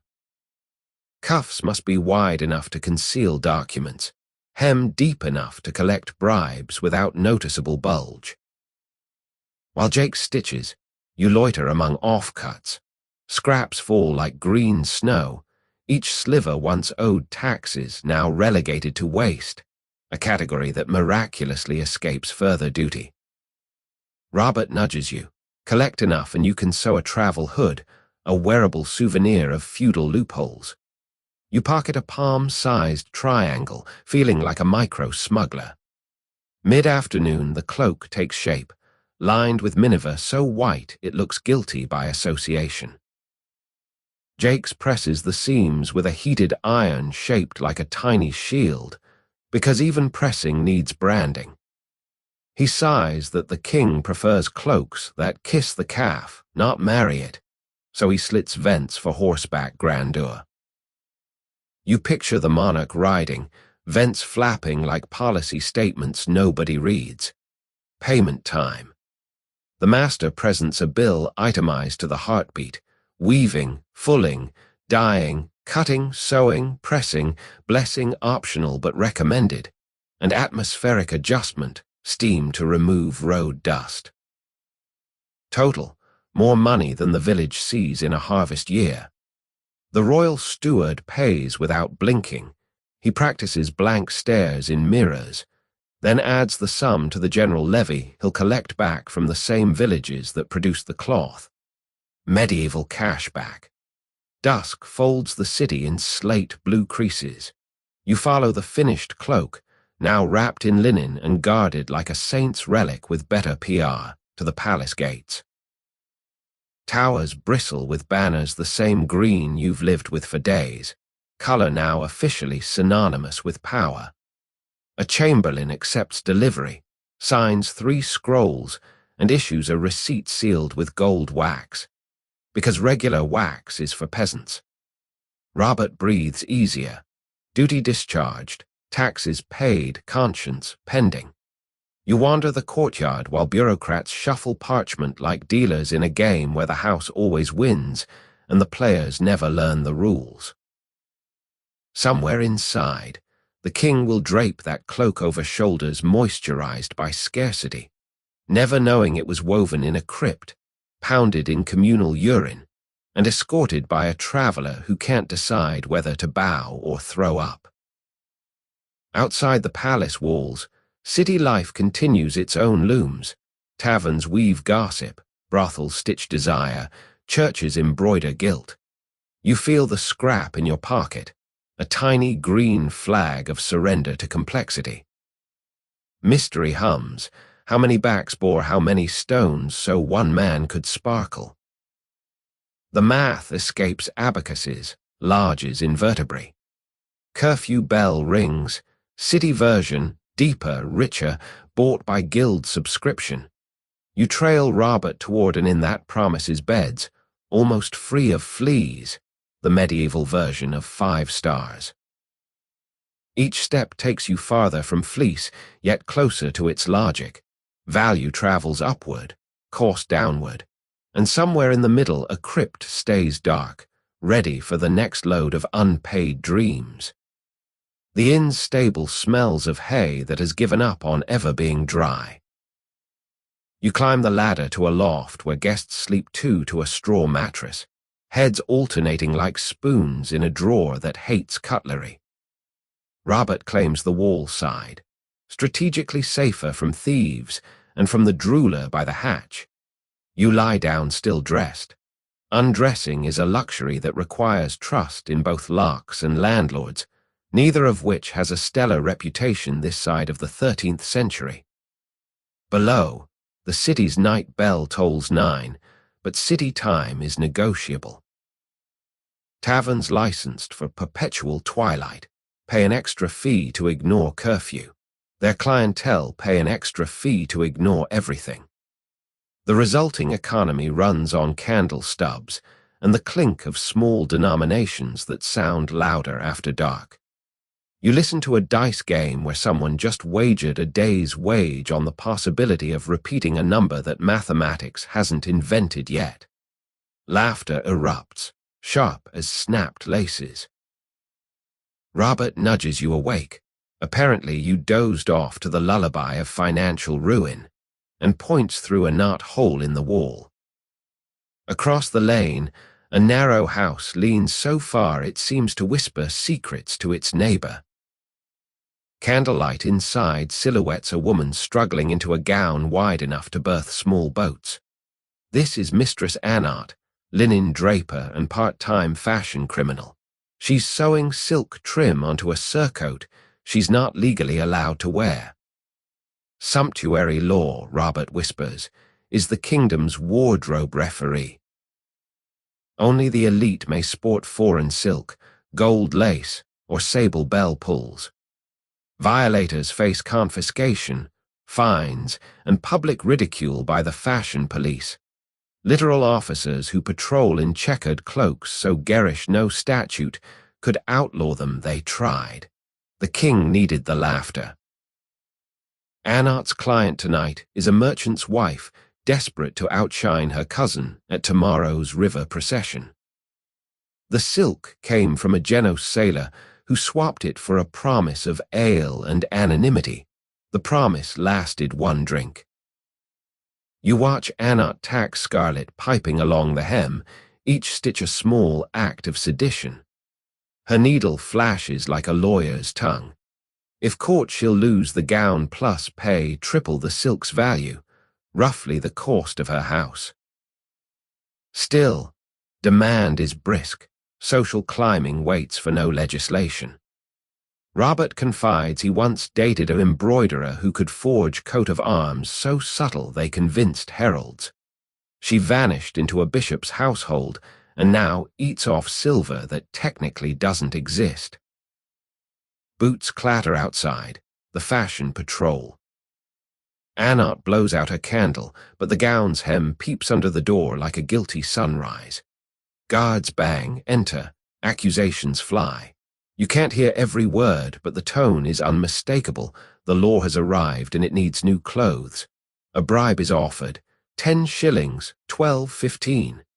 The lead officer counters with a sermon on morality and a demand for 20 plus the silk. Annart agrees, voice shaking like badly set die. Coins clink, silence buys discretion. The patrol leaves, richer and still ridiculous. Annart relights her candle, now sewing for free because Prophet just walked out wearing checkered extortion. She cries softly. Each tear lands with a tiny hiss on the cooling iron. You feel the scrap of green broadcloth in your pocket, your own microscopic rebellion, and wonder if color itself can be arrested. Robert rolls over, muttering that fashion is just another tax on hope. Tomorrow the merchant's wife will wear her illicit hem along the river. People will compliment the stitchwork, and no one will know it cost a woman half her savings and all her safety. The gown will flutter, silk catching sunlight like a wink that could be indicted any minute. Sleep tiptoes in, carrying dreams of wardrobes filled with contraband confidence. You drift imagining a world where cloth is just cloth, color just pigment, and tongues can wag without iron chaperones. Outside, the city keeps trading dice, bribes, secrets, stitches, everything negotiable, nothing free. The night smells of river damp and candle fat, a perfume called uncertainty bartled by royal appointment. Curfew bell finally persuades even the taverns to dim, coins settle into pouches, grievances into memory. You listen to Robert's breathing sync with the droolers, a peaceful duet of strangers sharing air and fleas.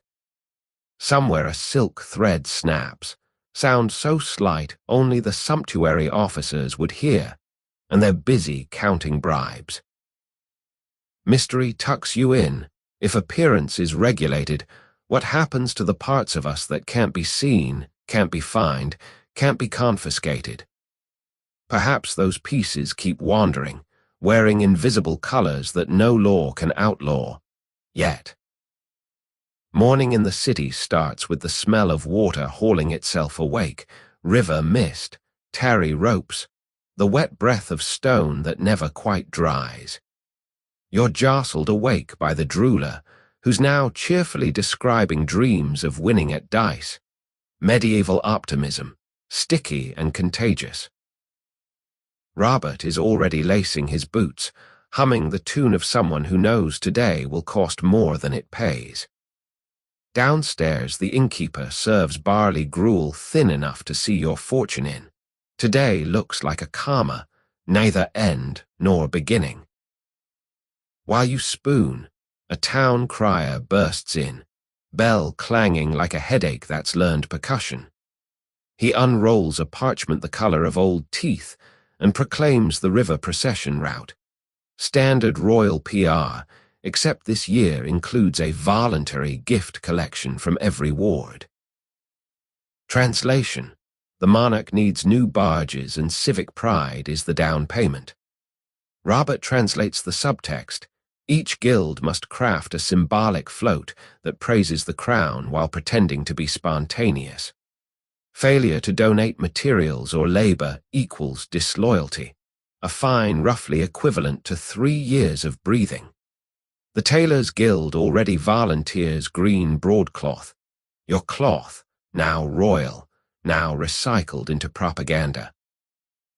You feel a tiny patriotic glow that smells faintly of urine from the fulling vats, and wonder if pride always starts as embarrassment in disguise. We join the crowd heading to the wharves. The river is a slow-moving ledger, each ripple an entry of upstream taxes, downstream obligations. Barges line like floating teeth, freshly painted, flags snapping in wind that can't decide which emblem to salute first. Merchants hurry past carrying bolts of silk, barrels of spice, cages of songbirds trained to chirp the king's name, avian PR budget line, miscellaneous fealty. Your job, Robert explains, is to help the cloth workers float, a giant loom manned by shirtless apprentices pretending enthusiasm. You'll push from behind while crowds applaud the front, a metaphor for most of history. The float's framework is papier-mâché stretched over barrel hoops, painted to resemble stone, edifice by other means. One wheel already wobbles like a drunk monk, but carpenters swear it will last long enough. Medieval shorthand for if it collapses, we'll blame gravity. Assembly begins in a chaos that looks like choreographed panic. Ropes are knotted, banners hoisted, children employed as living bunting. A small boy asks if the king will actually see him. A mother replies, "He'll see your obedience, dear," which is parenting code for probably not. You position yourself at the rear axle, hands meeting wood still sticky from quick varnish and haste. Noon bell sounds and the procession lurches. Wheels creak. Apprentices chant a rhythm about beating swords into invoices. Crowds cheer, largely because cheering is free and may count toward their own loyalty quota. You push, feeling the float resist, then roll, then resist again, feudal progress in 3 acts. Sweat slides into your eyes, seasoning the view with saline patriotism. Along the route, city officials stand on platforms, note-taking scrolls dangling like tongues hungry for gossip. They record enthusiasm levels, flag-waving frequency, instances of spontaneous songs that were rehearsed last night in taverns licensed for patriotism. One scribe marks you down for adequate exertion face, an expression between hernia and devotion. You try to smile. The wheel hits a cobble, sends the smile into your sinuses. Mid-procession, the float ahead, a giant golden sheep representing the wool monopoly, begins to list. Its left haunch deflates, exhaling straw and scandal. Guards rush to steady it, but the crowd interprets the wobble as realistic livestock and applauds harder. Crisis becomes choreography. The sheep limps proudly on, testament to medieval spin doctoring. You pass beneath the palace balcony where the new green cloak will appear, worn by a monarch who waves like someone trained by statues.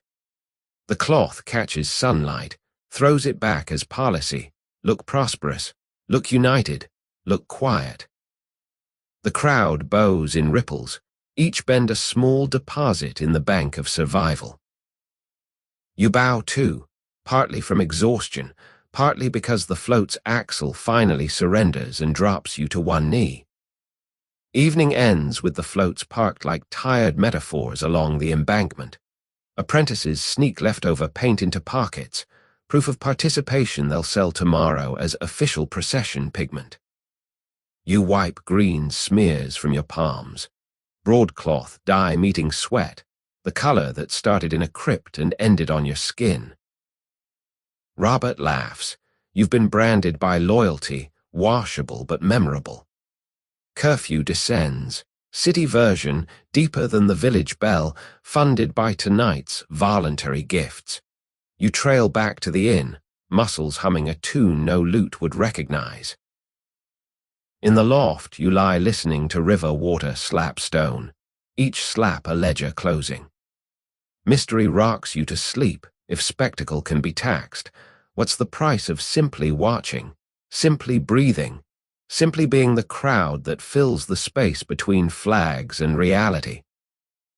You wake to the taste of river water that somehow crawled up the lane and into the loft, city air pretending to be rain. Downstairs, the innkeeper is already counting coins by candle, rehearsing the morning's first fiction, that his rates are competitive with anywhere this side of salvation. Robert slides a bowl of warm oat water toward you, breakfast or an apology for breakfast, and says we're due at the Guildhall. Apprentices from yesterday's float have been summoned to receive royal appreciation, a phrase that can mean coin, lash, or both, depending on punctuation. The Guildhall smells of old smoke and newer anxiety. Banners hang limp, their colors tired of being patriotic. A clerk calls names. When yours is mispronounced, you accept it as identity issued by bureaucracy. Close enough to answer, distant enough to deny. You line up with 24 others, all palms still freckled green from axle paint. At the far end stands the steward of the royal household, a man who blinks horizontally. He thanks everyone for voluntary exuberance, then announces the actual reward, entry into the city's labor pool for upcoming plague wall construction. Applause dribbles. Enthusiasm is taxed in advance.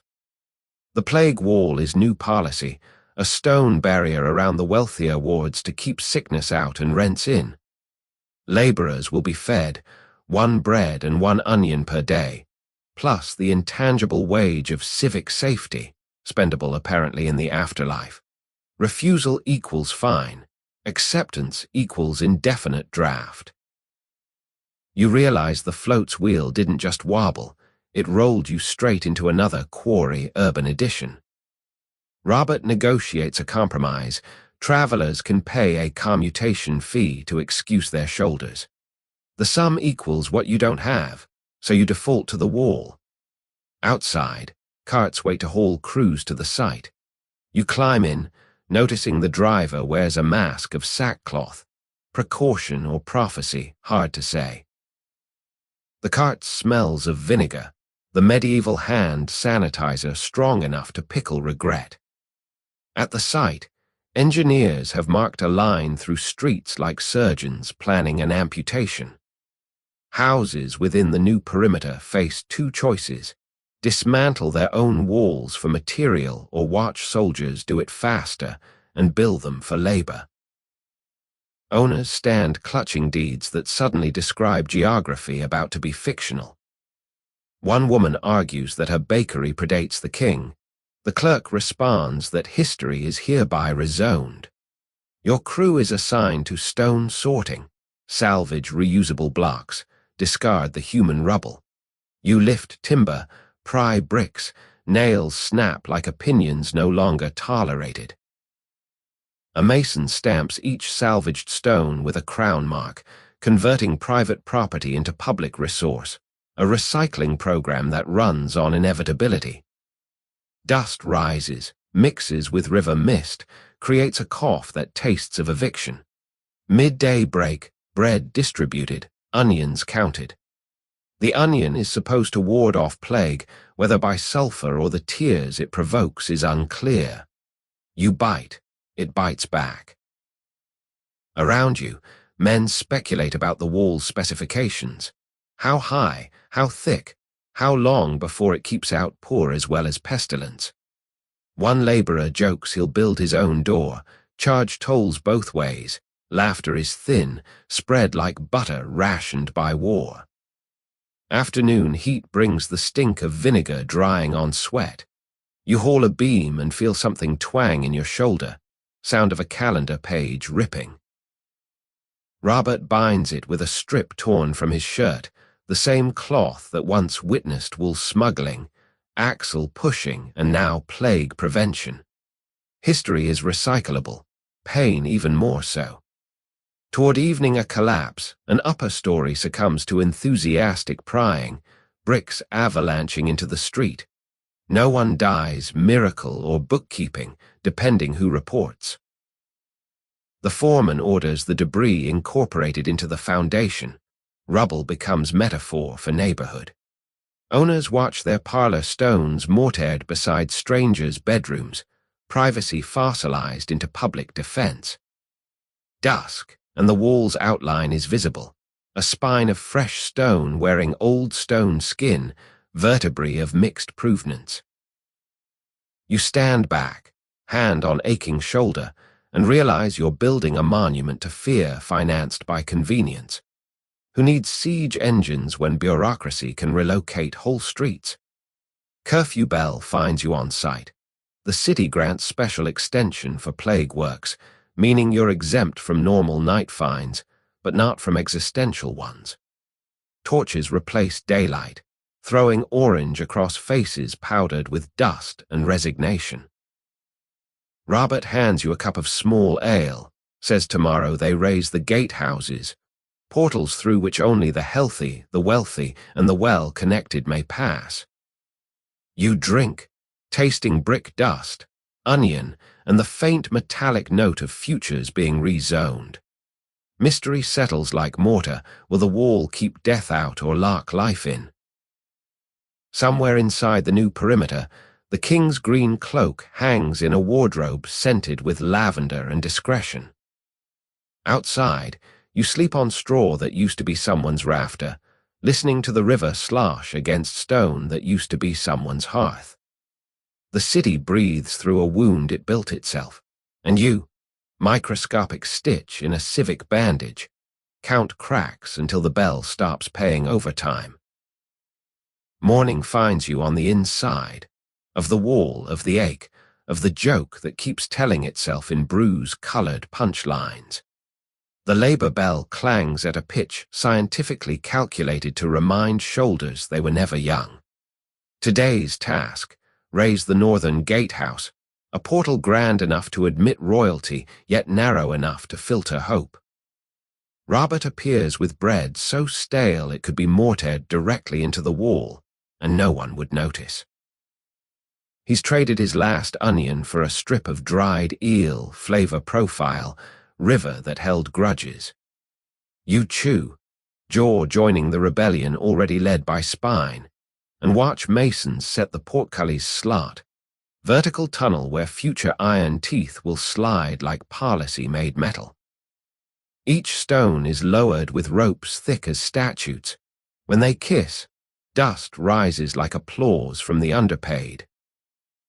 A clerk patrols with ink-part-breathing garlic, recording who arrives, who leaves, who merely hovers in the doorway between inside and out. He carries a health ledger, new invention, names paired with complexion notes. Rosy, pale, poxy, suspicious. No entry fee yet, but the quill dances, rehearsing future denials. You ask Robert what happens if the ledger declares you unhealthy. He answers by pointing to a field beyond the wall where tents bloom like mushrooms after fiscal rain, quarantine ground, rent-free but exit expensive. Mid-morning brings your first real traffic. A merchant train of pack mules clops toward the gate. Guards demand certificates of origin, health oaths sworn on holy relic, and a processing donation equal to one bolt of silk they don't carry. The merchant protests. The guard compliments his eyesight and raises the donation. Agreement is reached. The mules pass, hooves echoing in the tunnel like sarcastic applause. You realize the gate is less doorway than turnstile, each rotation greased by someone else's future. Lunch break. You sit on blocks still warm from yesterday's sun and today's resentment. A woman from the demolished bakery offers brick oven crusts, her last bag, saved from the rubble. Sharing food builds alliances, sharing rubble builds philosophy. Conversation turns to rumors that the plague has already slipped inside, hidden in a silk shipment or a songbird or the clerk's breath. Paranoia is the only commodity not taxed, so everyone hoards. Afternoon heat thickens, stones grow petulant, refusing to align without threats. The master mason orders vinegar poured on mortar to slow the set, giving time to correct mistakes. Vinegar, universal solvent of both plague and permanence. Fumes rise, stinging eyes already powdered with stone dust. You blink history into tears. A commotion. A farmer arrives with a cart of spring vegetables for the market now inside the wall. The guard insists greens might carry miasma. Farmer must pay herb hygiene inspection equal to half the load. The farmer dumps the cart in protest. Lettuce rains over the drawbridge, a green confetti of frustration. Starving urchins swoop, grab, vanish. The guard fines the farmer for littering plus unlicensed generosity.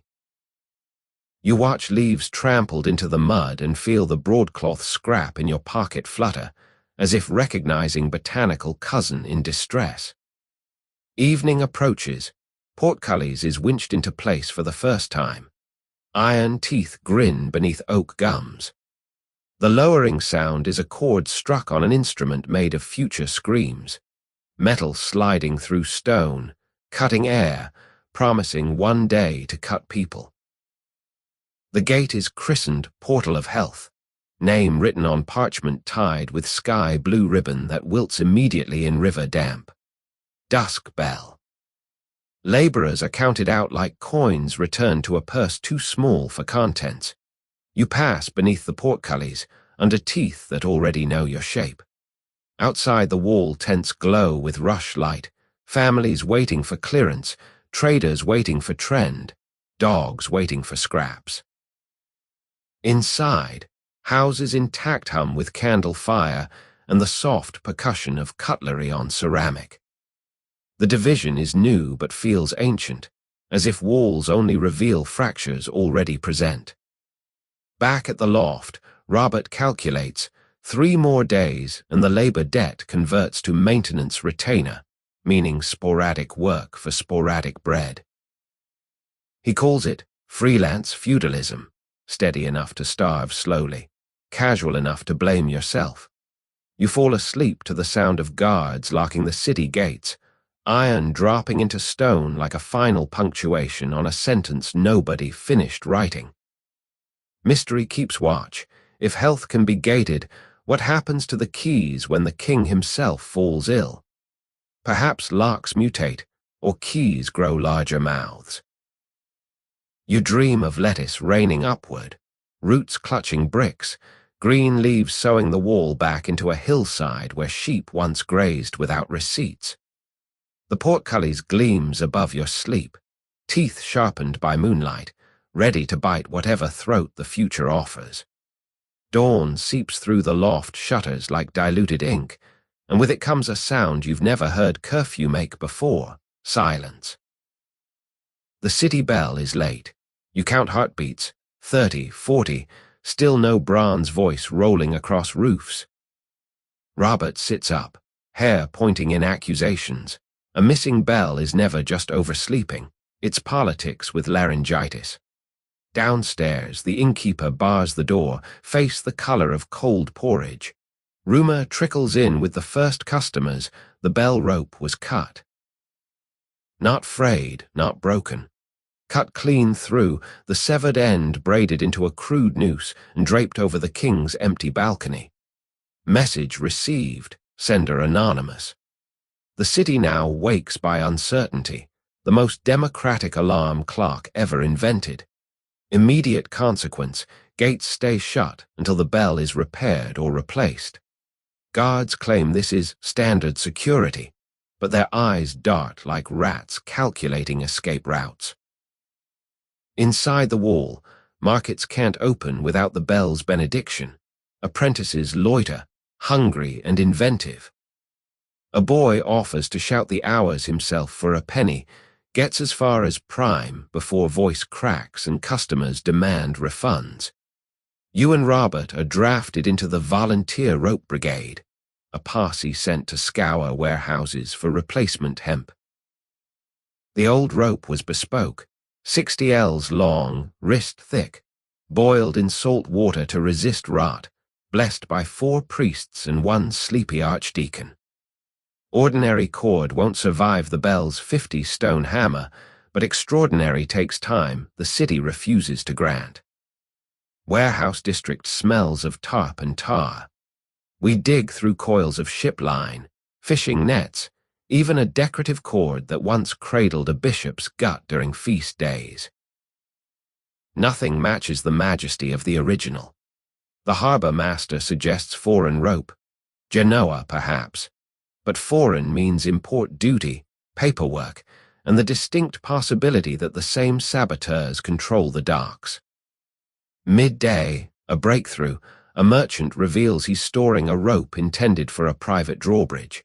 It's shorter by 10 ells, thicker by 2 fingers, but stretchable if soaked overnight and flattered. The city buys it for twice its worth, funded by an emergency tax on windows, because light should pay for darkness, obviously. Soaking happens in the public laundry troughs, turning the quarter into a soup of hemp and foot odor. Children use the slack for jump rope, chanting rhymes that accuse the bell of laziness. You stand guard, partly to prevent sabotage, partly because the trough's warmth feels like a bath you can't afford. Robert jokes that if the rope shrinks too much, we'll have a high-pitched bell that only dogs and tax collectors can hear. Evening brings the real theater, rehanging. The bell tower is a spiral staircase designed by someone who hated knees. You climb, lungs filing complaints, until night air slaps you awake. The belfry opening yawns, city spread below like a map drawn by candlelight. Here the wall, here the tents outside, here the palace where the green cloak probably hangs waiting for an apology. Rigging the rope requires threading it through iron wheels older than some countries. Mistakes echo. A dropped pin sounds like destiny falling. At last, the new rope is hitched. Guards sweat. Priests mutter. The bell ringer, A man whose arms belong on a cathedral gargoyle tests the swing, one soft ding, then a second. The city exhales, but the tone is wrong, lower, mournful, as if the bell disapproves of its hastily arranged marriage. People pause in streets, heads cocked, hearing authority with a cold. Still, time must march, even on a sprained ankle. The steward declares curfew reinstated, gates reopen, commerce exhales. Yet mystery prowls the belfry, who cut the rope, and why braid a noose? Some whisper it's the river folk, angry at exclusion. Others blame disgruntled bell ringers seeking overtime. A few mutter about prophecy. Silence before plague, before riot, before change. You touch the severed end, fibers rough as unread warnings. Somewhere below, the portcullis yawns, new rope or not, and you realize threads can be replaced, but the hand that wields the knife still holds the future's edge. Back in the loft, the restored bell tolls 9, familiar yet foreign, like meeting an old friend wearing someone else's face. You fall asleep counting ropes within ropes, the one that lifts the bell, the one that hoists flags, the invisible one tightening around a kingdom that thinks it's holding the leash. The bell has found its voice again, but the echo carries a tremor, like a teacher who's been insulted and now grades everyone with a smaller pencil. City mood follows suit, markets open, yet conversations end in ellipses. Robert says fear is a renewable resource. Once tapped, it flows for free. You're not sure if he's being philosophical or just quoting the municipal budget. Today, the wall receives its final coat, whitewash mixed with powdered egg-shell, because defense should sparkle. Laborers joke that if the plague can climb glossy surfaces, it at least deserves admission. You're handed a brush and a bucket that smells like breakfast, surrendering to chemistry. Painting is slower than stone hauling but sneaky. Every stroke hides fingerprints, cracks, and the small blood spots where blisters burst and apologized. Mid-morning, a procession arrives. Clerks, priests, and a notary carrying a scroll longer than the wall is thick. They stop at the gatehouse to enact the consecration of boundaries, part ritual, part property assessment. The notary reads a Latin paragraph so dense it could be used as ballast. Each clause drips holy water that instantly evaporates on sun-warmed stone, leaving salt blessings shaped like tiny crowns. Then comes the mystery moment. The notary produces a small iron box, locks it with 2 keys, one kept by the city, one sent to the king, and embeds it within the gatehouse cavity. Contents unknown. Speculation blooms faster than mildew. Some say it's a fragment of the original bell rope, cursed and braided. Others swear it's the charter that will pardon the city if rebellion ever succeeds.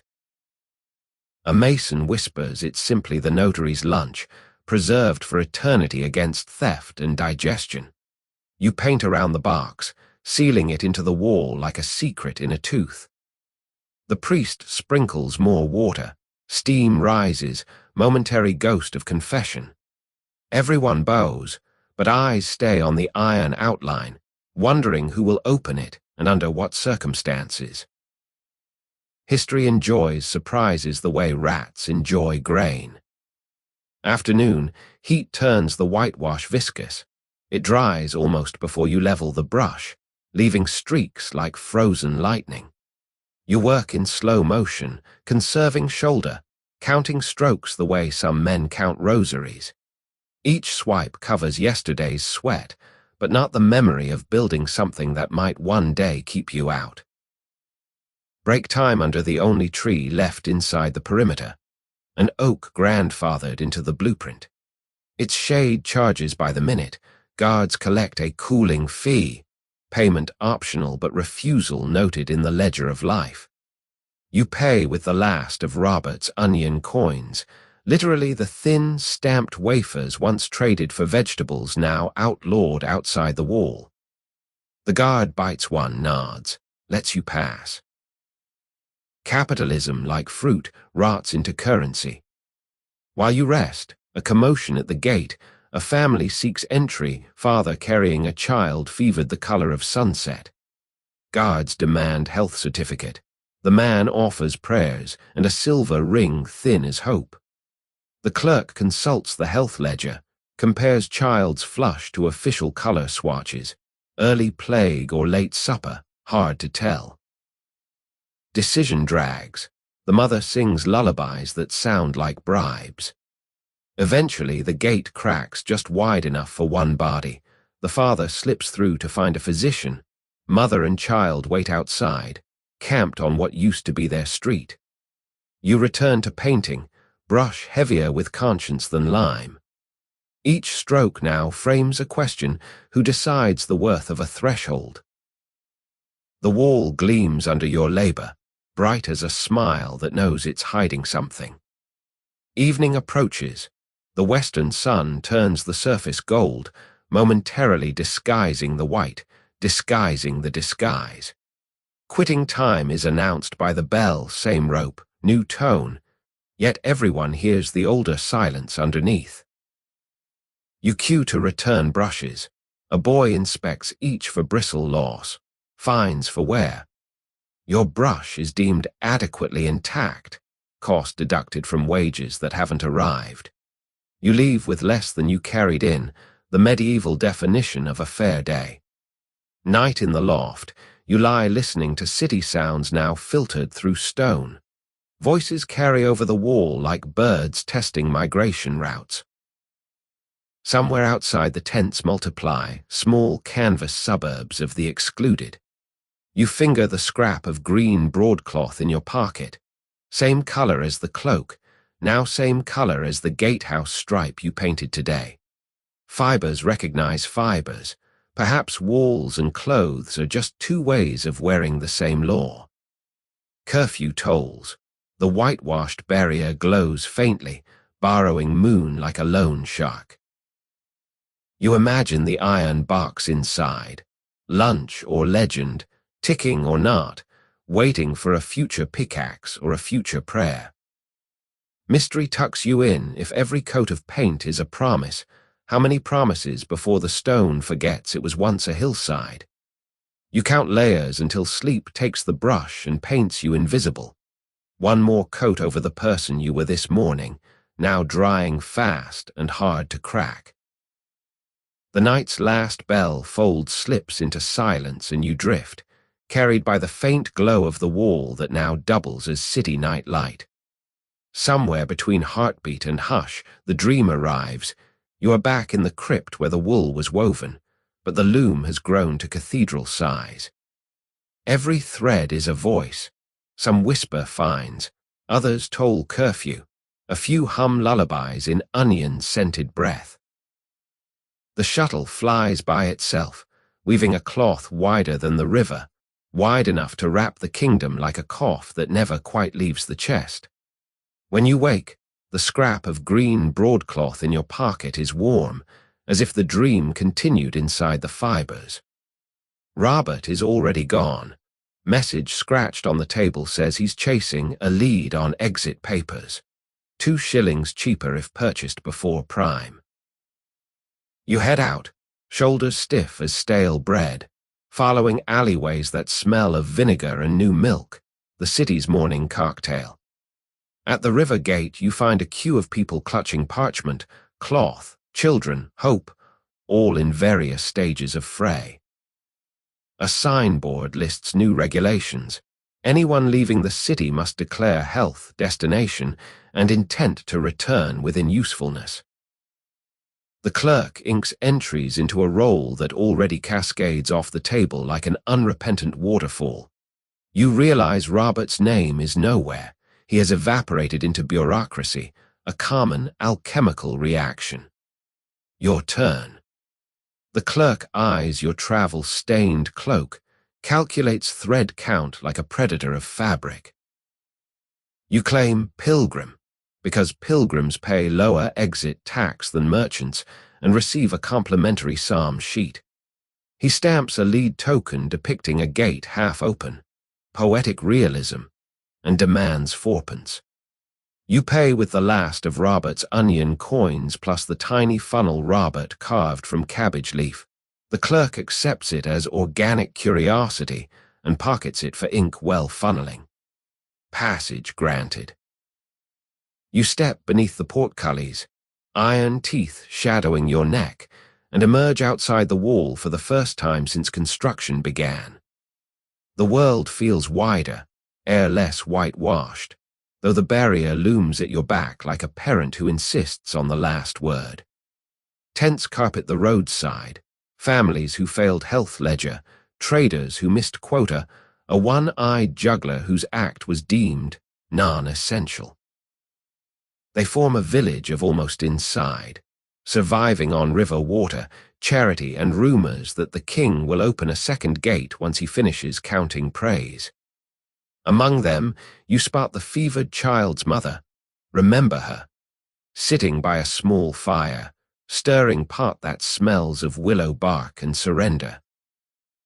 The father returned without medicine. Prices inside exceeded the silver ring. The child sleeps, flushed but breathing, wrapped in the father's jerkin, inside out to hide the healthier color. You offer your pilgrim psalm sheet. She accepts, tears it into strips, drops them into the pot. Holy broth, placebo stew. Mystery bubbles, faith boiled long enough becomes paper, becomes soup, becomes another day. You follow the road west, the sun at your face like an interrogator with good cheekbones. Every mile the wall shrinks behind, yet memory lengthens, a dogged shadow at noon. Midday you overtake a monk leading a donkey loaded with manuscripts, illuminated pages glittering gold even under dust.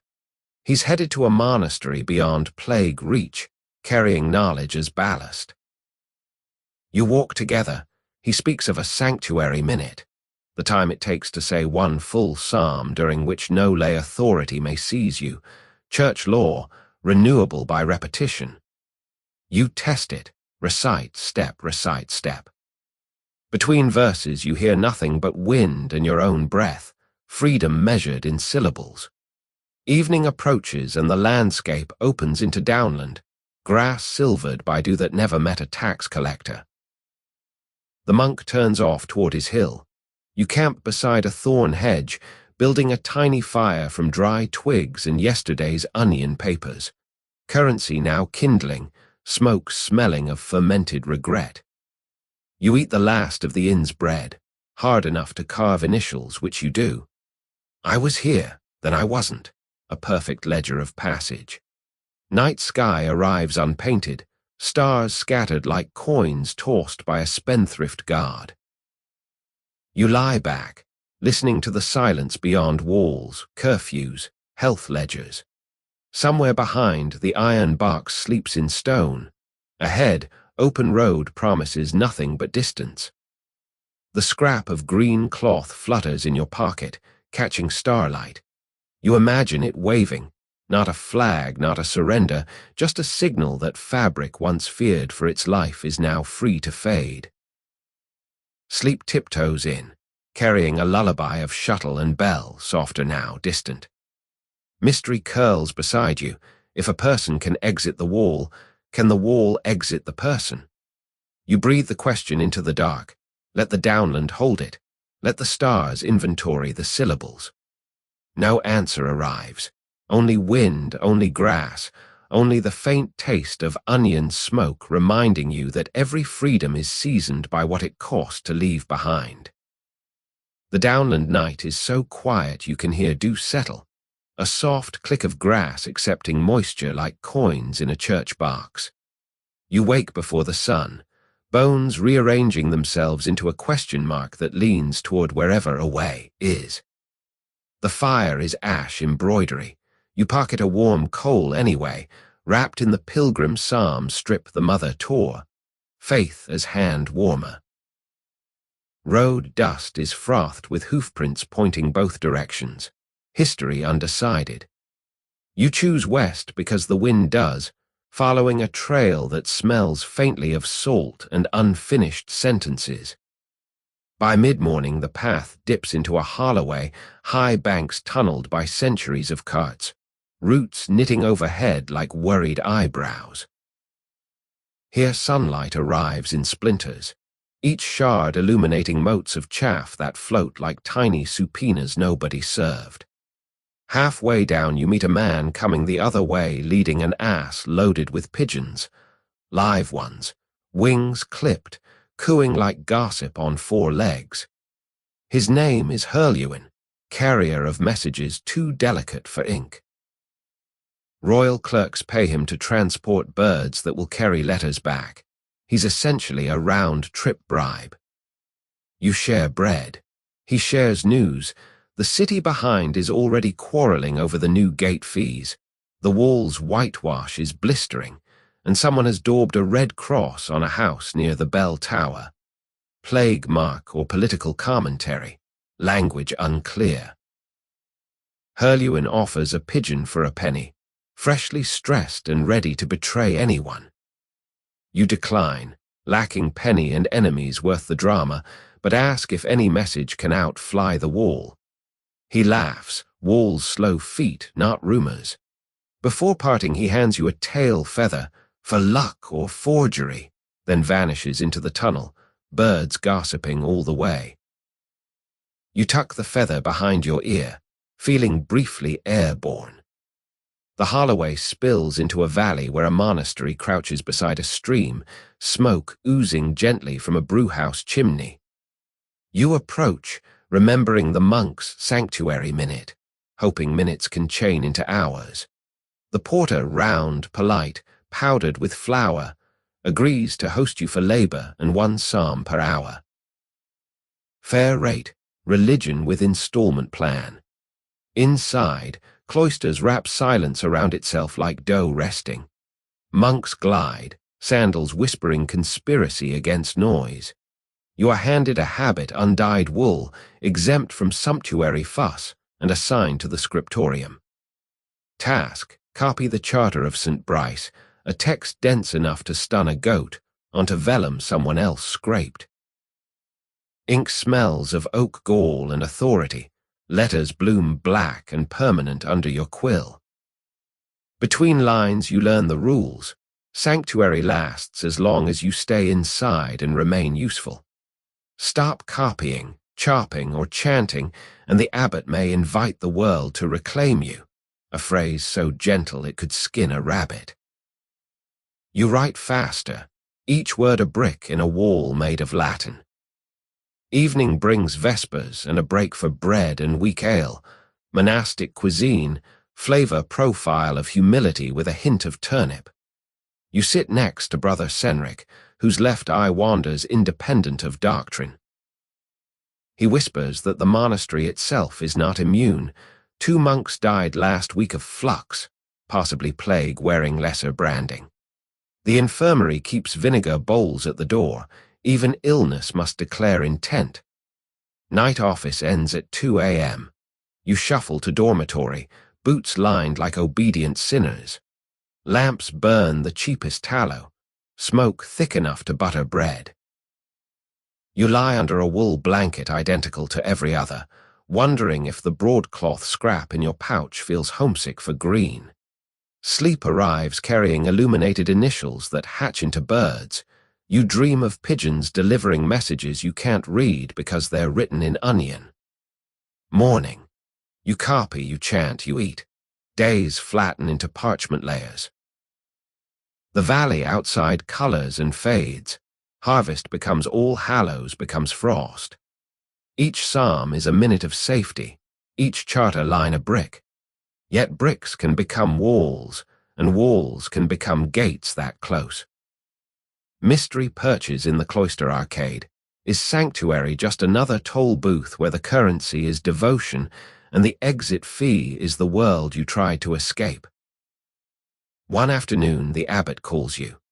He's heard from a visiting merchant about the new royal cloak, dyed Lincoln green, woven from cloth that traveled through crypts and vinegar vats. He shows you a swatch, your swatch, color recognizable even under candle smoke. The merchant wants more. The monastery could fund infirmary expansion by brokering extra yards. He offers you a choice: stay and supervise dye works inside the valley, or leave with a letter of introduction and a percentage that sounds like salvation but smells like chain. You walk the arcade while dusk folds the mountains into itself. Monks chant behind you. A head wind carries the faint smell of the sea.